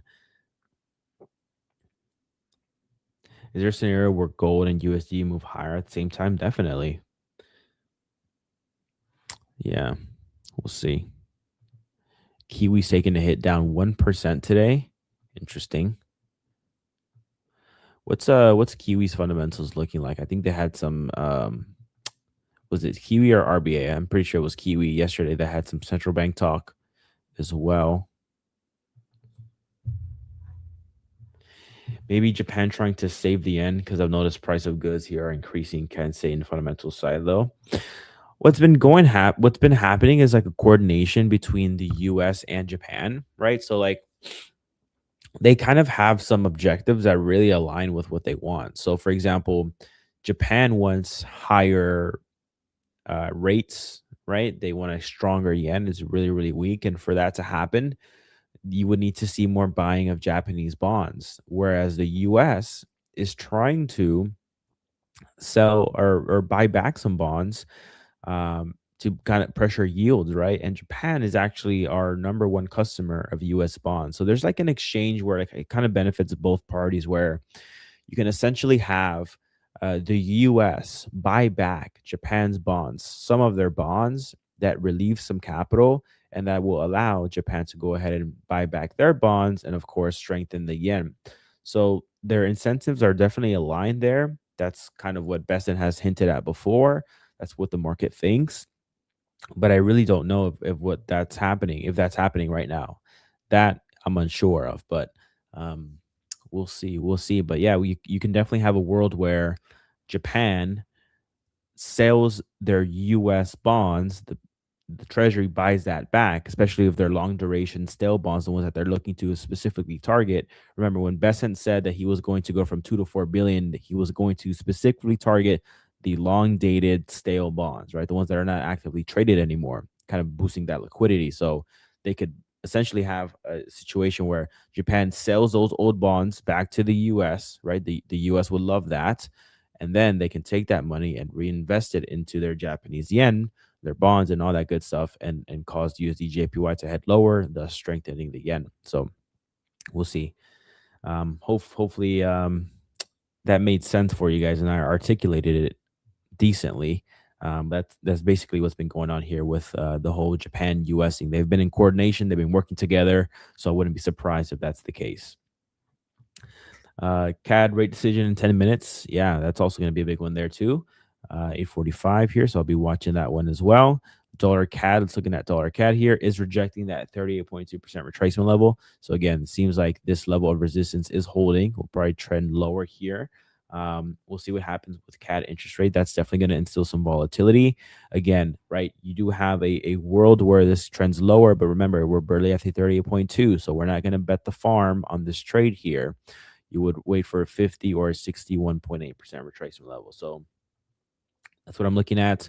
You have room to go higher, but that's a pretty solid trade. I like the trend a lot on this one. Let's see. Gold is starting to kick off here. So is silver. Silver, similar situation. You have kind of a bounce here off the 50.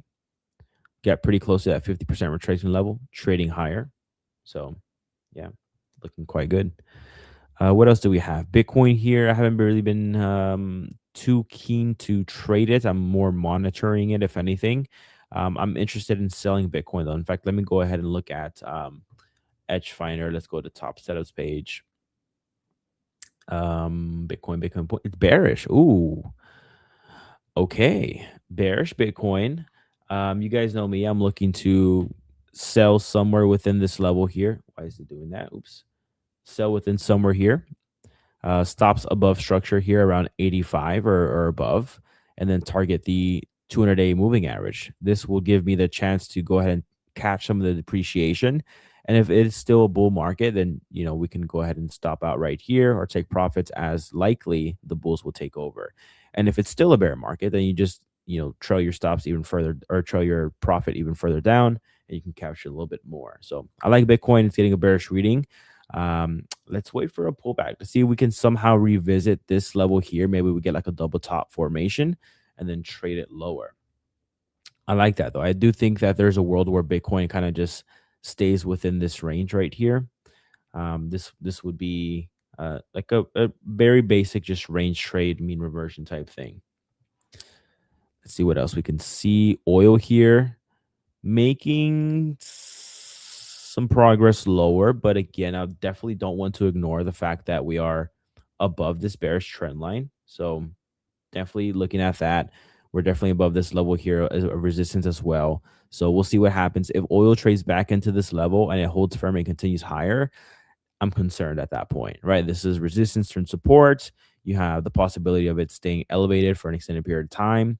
I mean, we've been seeing this morning. You do have stuff in the Middle East, stuff in Iran starting to pick up as well. So if that's the case and you start to see oil elevated, that brings inflation concerns into the picture.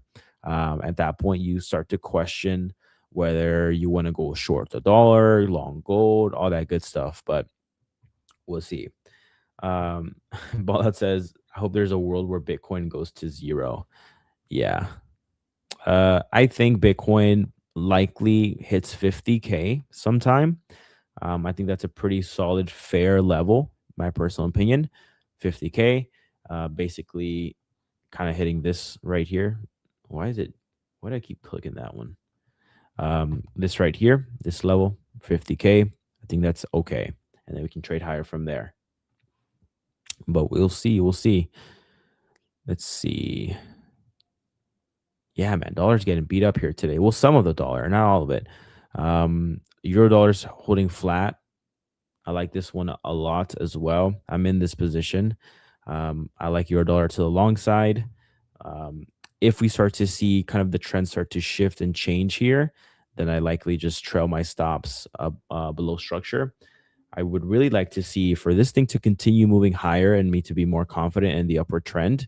I would need to see a break and hold above this level. So this is resistance right here. We can call it 1.17 or 1.168 right over here. Break, retest, continue higher. I would like that. Then I would trail my stops right here. So yeah, that's what I'm looking for there.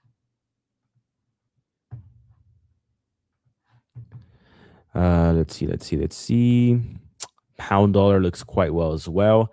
I like that the 200-day moving average is acting as dynamic support here as well. So we did pull back into the 50. This is a pretty strong trade idea too. In fact, might be taking this one. You do have the edge finder bullish. Let me just refresh the page here. Let's see. Pound dollar still bullish. I like that for sure.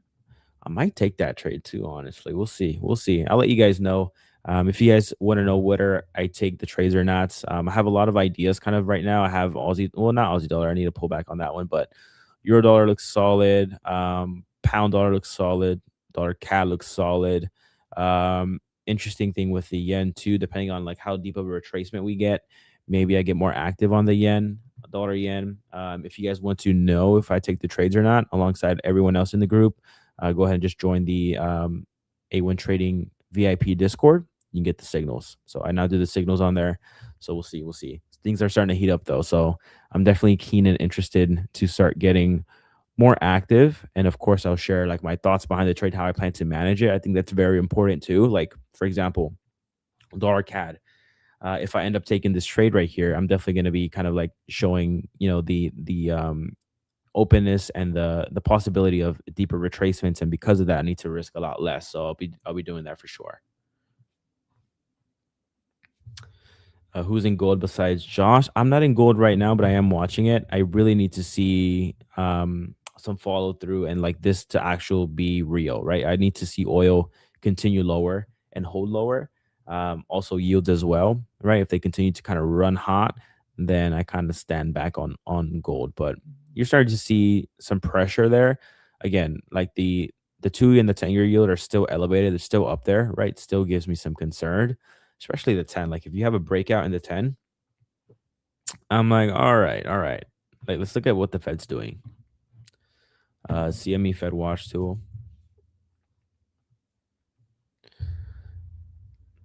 Probabilities.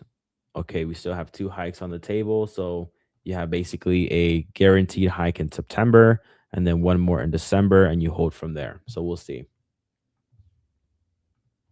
What do you guys think, guys? Who out there is like finger on the trigger, ready to buy gold? Type 1 into the chat. I'm just curious to see how many of you guys are ready for this. If you are finger on the trigger, ready to buy gold, or you already bought gold today, type 1 into the chat. I'm just curious. It's been such a popular asset. I know lots of people are watching it. Everyone's ready for it. Modi, only 1. Bash says 1. Joshua's pew pew. You guys are ready? One opportunity says not before NFP, but 1. I'm honestly, I honestly would take gold before NFP, because 2 things can happen, right? Of course, my risk will be defined below the 61.8. But if you have NFP come in weaker than expected, that would only fuel this thing even higher. And I think the market is kind of positioning and ready for that. Hey, Marco, how you doing, man? Yo, I'm doing pretty well. What about you? Pretty good, man. Pretty good. Cool. Japanese yen, man. What's going on there? What's happening with the yen? Did I miss something? Yeah. I was looking at it. I was looking at it 2 hours ago, and there wasn't much of a move. But okay, nice red candle. What do you think? Intervention? Maybe it's a coordination between the U.S. and Japan. We know that Japan is the U.S.'s biggest customer is in their bond holdings. The bond wants to obviously buy back those long duration stale bonds. So they're kind of like their incentives are aligned. So like, you buy Japan's bonds off of them. Japan gets that, the proceeds for that sale, and then they can move that into their domestic Japanese yen, bring that money home, and that would obviously strengthen the yen. That's a stretch, right? I don't know if that's happening right now. I also have no confirmation of it. But I really don't see anything in the news, man. Like I'm looking at Financial Juice. There's really nothing going on. Yep. Let's see. Bank of Canada just had their interest rate decision. They held rates. BOC upside risk to inflation have increased. Pretty hawkish there. I imagine that dollar CAD starts to fall a little bit there. So yeah, we'll see, man. We'll see. What are your thoughts, though? I really don't see anything on Japanese yen. Do you have any kind of suspicions or anything? Or do you think it could be just a plain old intervention? So I was pretty long on the yen in the last few weeks. I didn't really take a position on it. I had my Swiss yen, which banked some nice percentage, but that's about it. So I'm not exactly sure if I want to go in and buy the yen at the moment. USD JPY, of course, is a very expensive proposition because of swaps. Euro yen could be nice because Euro yen, the swaps are cheaper, and with the euro you get a punch because essentially we're going into winter. Energy prices are elevated, so we could get. It's going to take more euros to buy the same amount of energy, which could hurt the euro because they're going to have to sell more euros. But yeah, I just don't have a lot of confidence in it. Like we were back at 160 pretty close or pretty fast. We almost faded the whole major intervention that happened, and looks like today I think it's another intervention. Although I would have to look at the 1 minute to confirm, but it does seem to look like let's take a look. So when did this print? Yeah, that is a pretty big candle. Yeah, it's pretty big. It's pretty big. Looks to me or smells like an intervention, which long term is not really a sustainable way to go because they do have limited capital at their disposal. It's not like they can just keep on doing this. So I think the only thing that can really strengthen the yen is if you get the BOJ, Bank of Japan, to really commit to hikes. And I'm talking about back-to-back rate hikes, right? That would probably help. Yeah, I can see on the 1 minute, Marco, it filled a fair value gap from 900 months ago. think that's really what brought it down here. Oh, okay. So then mystery solved. Mystery solved. Mystery solved. Someone said in the chat, check out Forex Factory. Let's see Forex Factory. See what's going on there. If anything there, let's see. Yeah, it says like we got ourselves another intervention on X. Okay. We got ourselves another Great. intervention. Yesterday, another one for the traders. The instantly expects sparking emerged chatter have it broken about help 160 this morning as the G20 meeting comes to an end. The yen is like, I guess this is just stating the obvious. I don't know if it's really confirmed or anything. Yeah, this is just a thread. But again, not to say that this is not what's happening. It's most likely going to be an intervention. I don't see anything on Financial Juice or anything like that kind of says otherwise. It's pretty small. Like you mentioned on the 1 minute chart, you can see like this candle here. This is not a normal candle. Like if you just look at all of these candles here, this is like the size of the candles, right? Like this is it. And then you have something like this right here where it's like, okay, cool. That's definitely out of the ordinary. Yeah. I mean, usually these interventions, when they do happen, it's 3 to 4% in terms of the move. Currently, I think this one is maybe 1%, even less. Yeah, 0.93%. So I would say we could continue down a bit more. Usually also they can last for 2 days. If you look at some past examples, it's tough. Can they defend 160? Do they have enough capital to defend it? I also saw some chatter on Financial Juice about like a rate hike is very, very likely to happen at the next BOJ. So that could be the start of back-to-back hikes. I think I'm going to have to wait for the BOJ. I think I'm going to have to wait, see what they say about forward guidance, if they can actually commit to some back-to-back hikes. And then selling euro-yen seems like a decent way to go into this winter. What do you think about the yields? When I woke up today, yields were going up quite a lot. So there was some good price action or pretty bullish price action. Now they're retracing. Could it be because of the, as they call it, the intervention? I think it could. They were retracing before that this morning. I will say they are higher today right now. Like as the intervention's happening, they're actually higher than they were earlier. I don't know what really was causing them. We did have oil down today. So I'm sure like I think a lot of kind of the volatility that we've been seeing here recently was like more so tied to like things are escalating in the Middle East. You had oil pop. Obviously the implications of that is like inflation fears. And so you had yields higher there. And then today you're seeing oil lower today. So I think that's why you're seeing yields lower today as well. So I'm kind of like looking at this chart again. This chart has been kind of like the compass for, I mean, how many months has it been, Marco? Like 6 months now, 7 months in this dang war. Like, yep, brother. But this chart has been kind of the compass and the guide and kind of like the reason behind everything. So no surprise there that you have oil pop and you have yields pop, and oil drop, yields drop. So that's kind of my kind of justification for it. But we'll see, man. If this continues to pop lower or drop lower, I would say, then likely you see yields lower. Also, too, what's also driving this is also the Fed, right? Surprise hawkishness out of Warsh. Are we going to get a one and done hike? Maybe. Who knows? Maybe we don't hike at all. Those to me are like the biggest drivers right now. Yeah. I saw a post on X saying that a insurance hike would come down the long end of bonds, and it would basically say to the bond market, look, we're serious about inflation, we're going to hike. So the guy basically said a hike is very highly likely to happen because they want to calm down the bond market. I would say I'm still for no hike, especially because we still didn't get the NFP, the PPI, and the CPI, so there's no way to tell. Like, yes, of course, if the CPI comes out crazy hot, then like there's a chance of a hike. But if it comes out the same as the previous number, hiking into midterms, like I mentioned in my segment, yes, the committee members, they probably hate Trump, especially because he attacked Powell. But the committee members also have some pretty powerful friends with a lot of money. And as much as we want to say that the Fed is super fair and always does what is best for the market, we have been above the inflation target for 5 years now. I would say something is going on there. So maybe to please some of the rich Republicans and to increase the chances for them to get reelected, they may hold off a hike for September.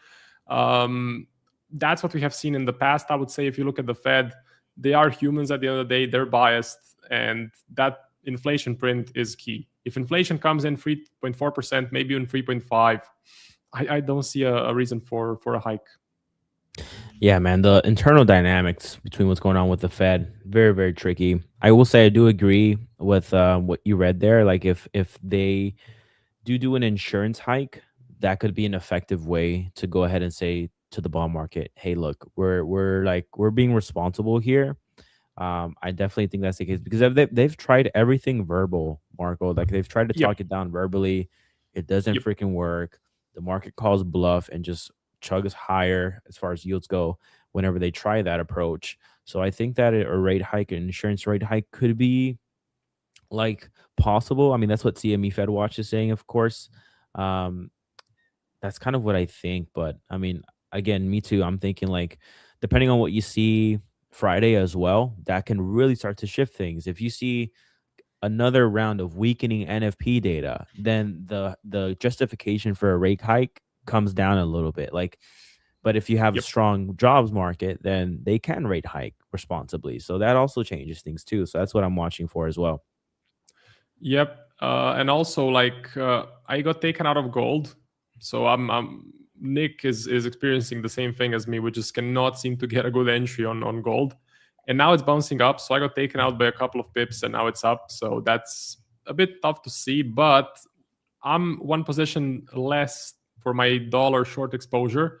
I'm still running Aussie dollar, but now the question is, what can I do to increase my exposure for the dollar shorts? I think I'm going to add into my AU position, add a bit more size. I don't want to chase gold at these levels.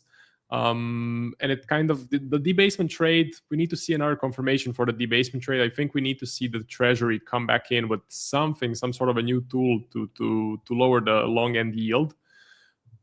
So I think Aussie dollar is a good play for now. And what do you think? Do you like USD CAD?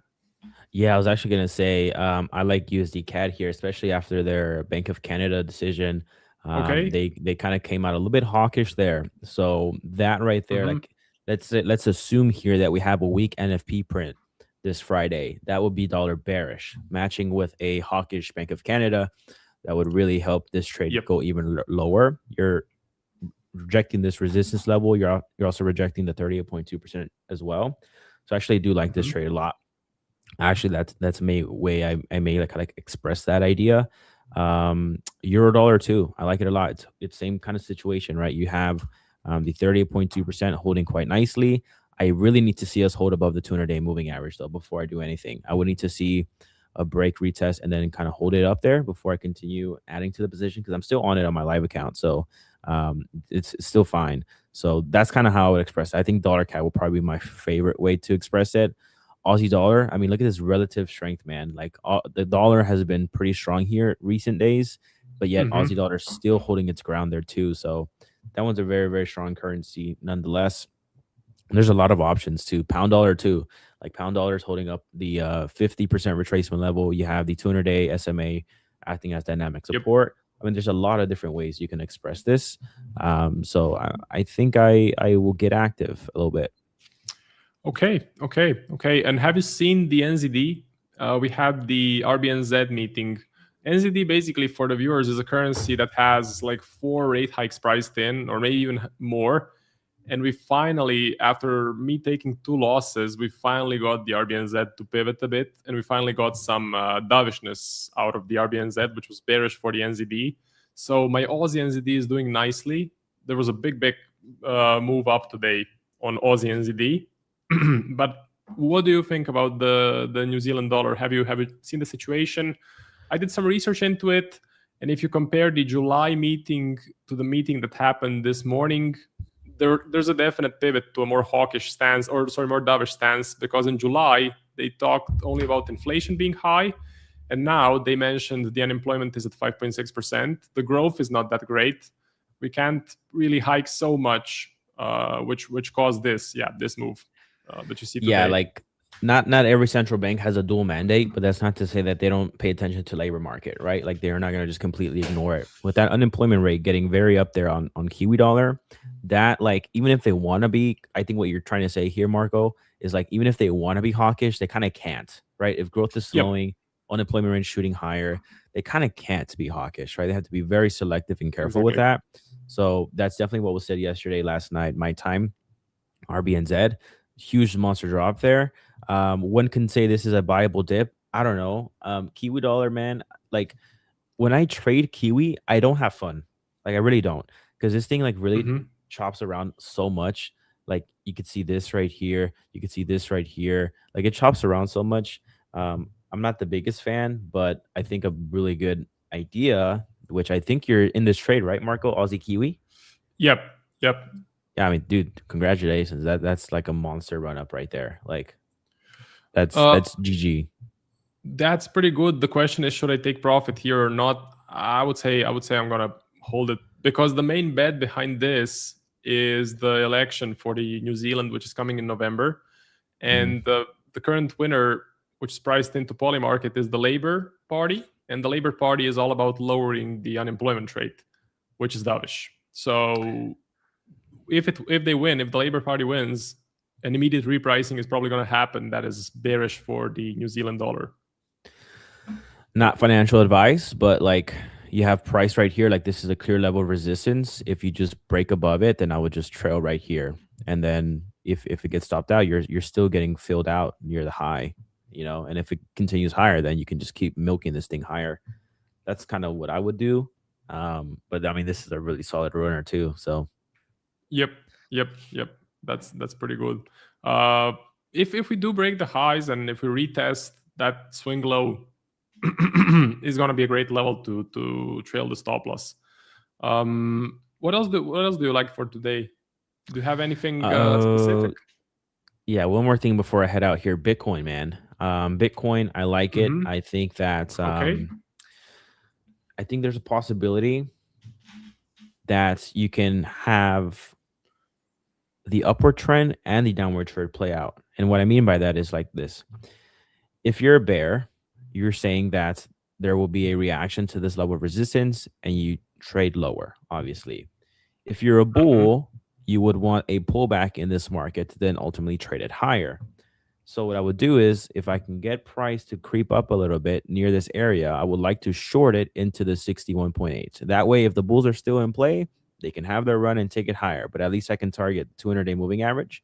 And if the bears continue taking it, then I can just move my profit even lower. That's fine too.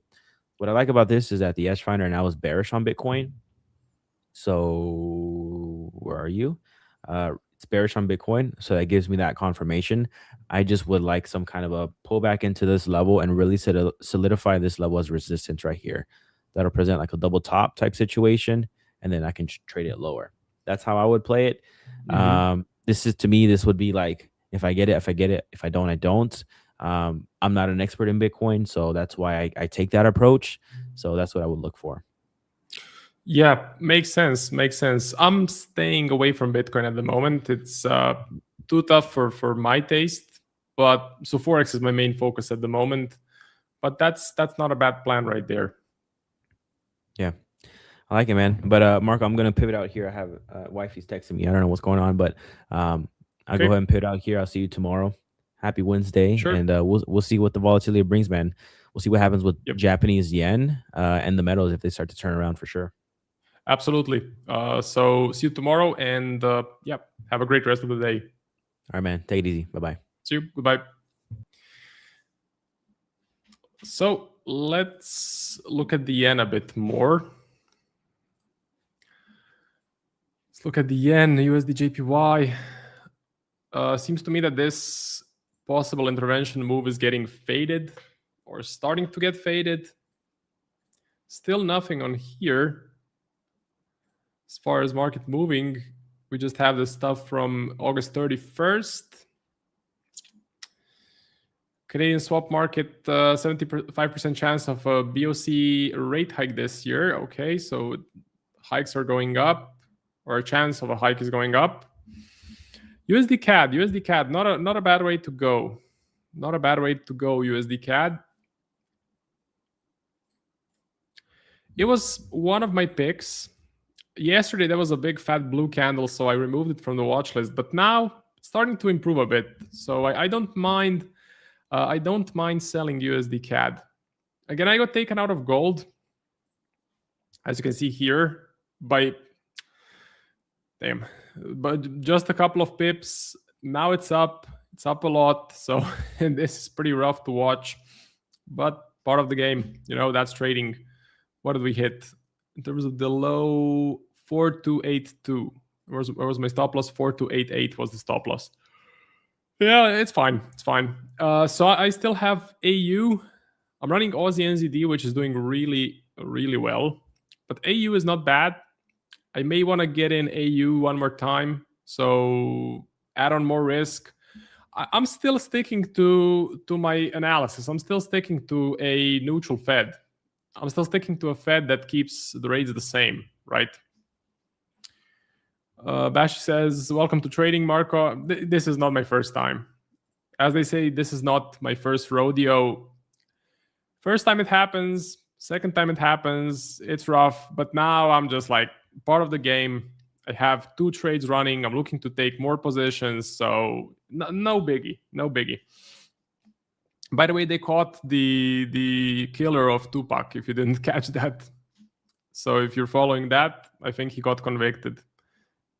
Apparently, it was known that he was the killer like 5 years ago, and I'm slow to the whole situation. But anyway, rest in peace, Tupac.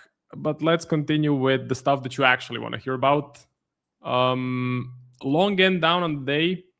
Well, gapped up and now down. 2-year is starting, well, it's continuing to creep up higher. The main one that I'm watching is the 10-year. Some key levels, I would say, if you go to the monthly chart,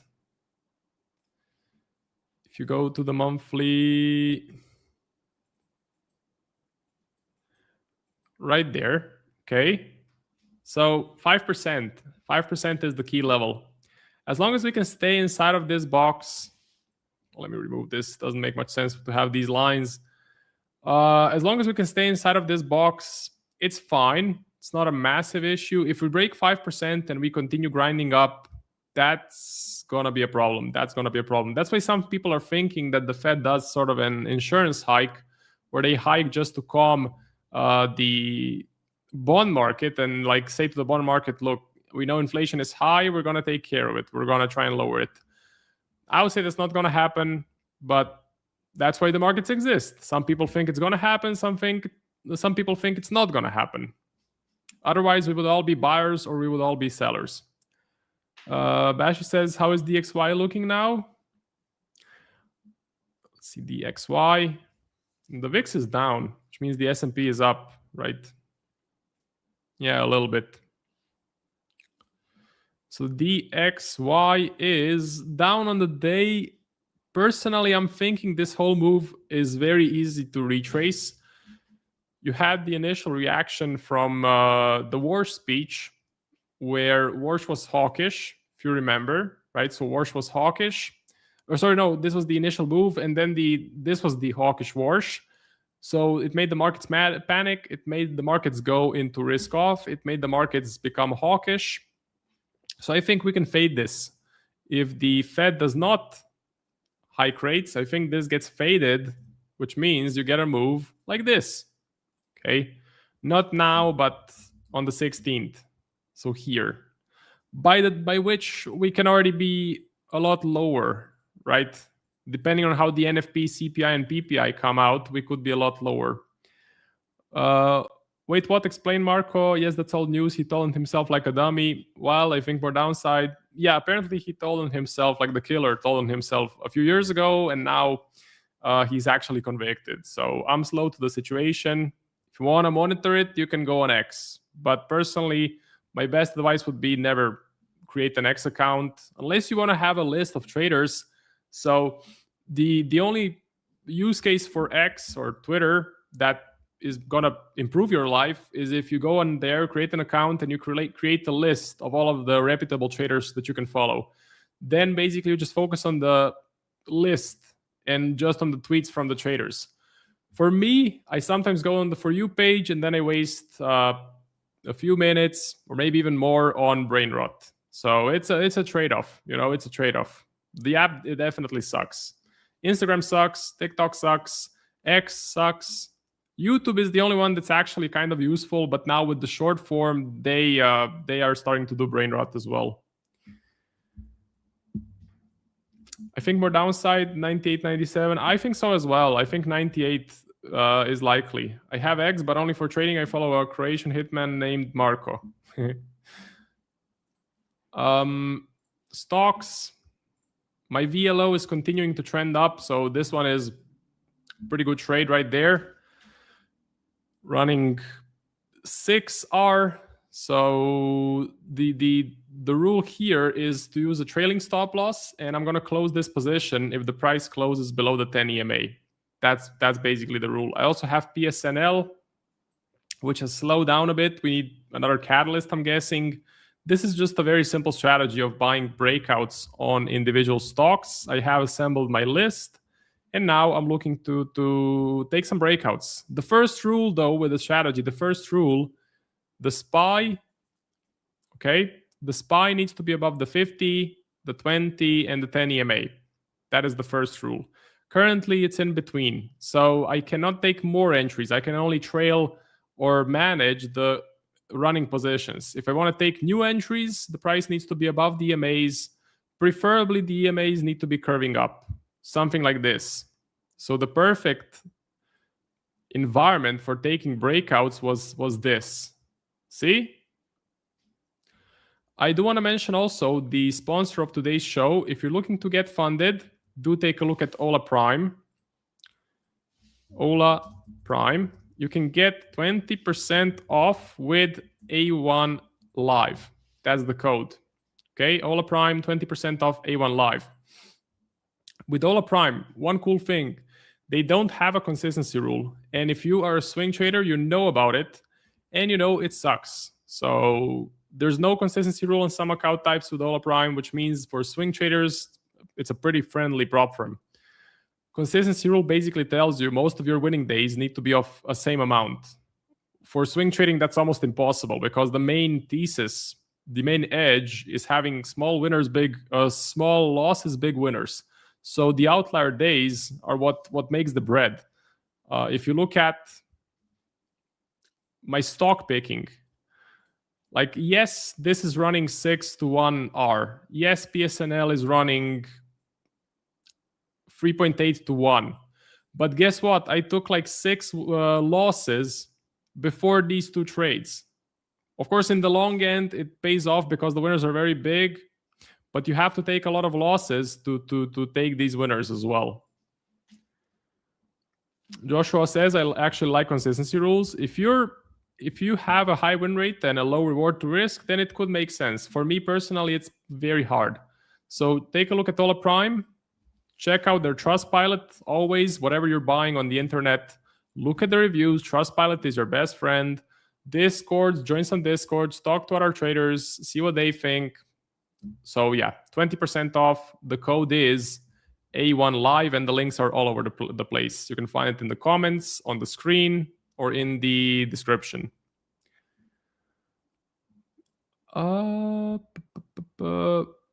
old. I don't have anything but YouTube. Well, I would stick to that. YouTube is kind of all you need. And Financial Juice to get the breaking news, which is free. So Financial Juice is so good because it filters all of the bullshit. It filters all of the drama. It filters all of it has some fake news. You need to be a bit careful, but it filters most of the noise. And it just gives you the stuff that can actually move the market. How's your Darwinex going? Pretty well, actually. Pretty well. I just received 2,500 euros in my account, in my bank account. So it hit like 20 minutes ago. So I'm pretty happy today. But yeah, it's doing pretty well. I can show you. Darwinex dashboard. So this is the return. This is the equity curve.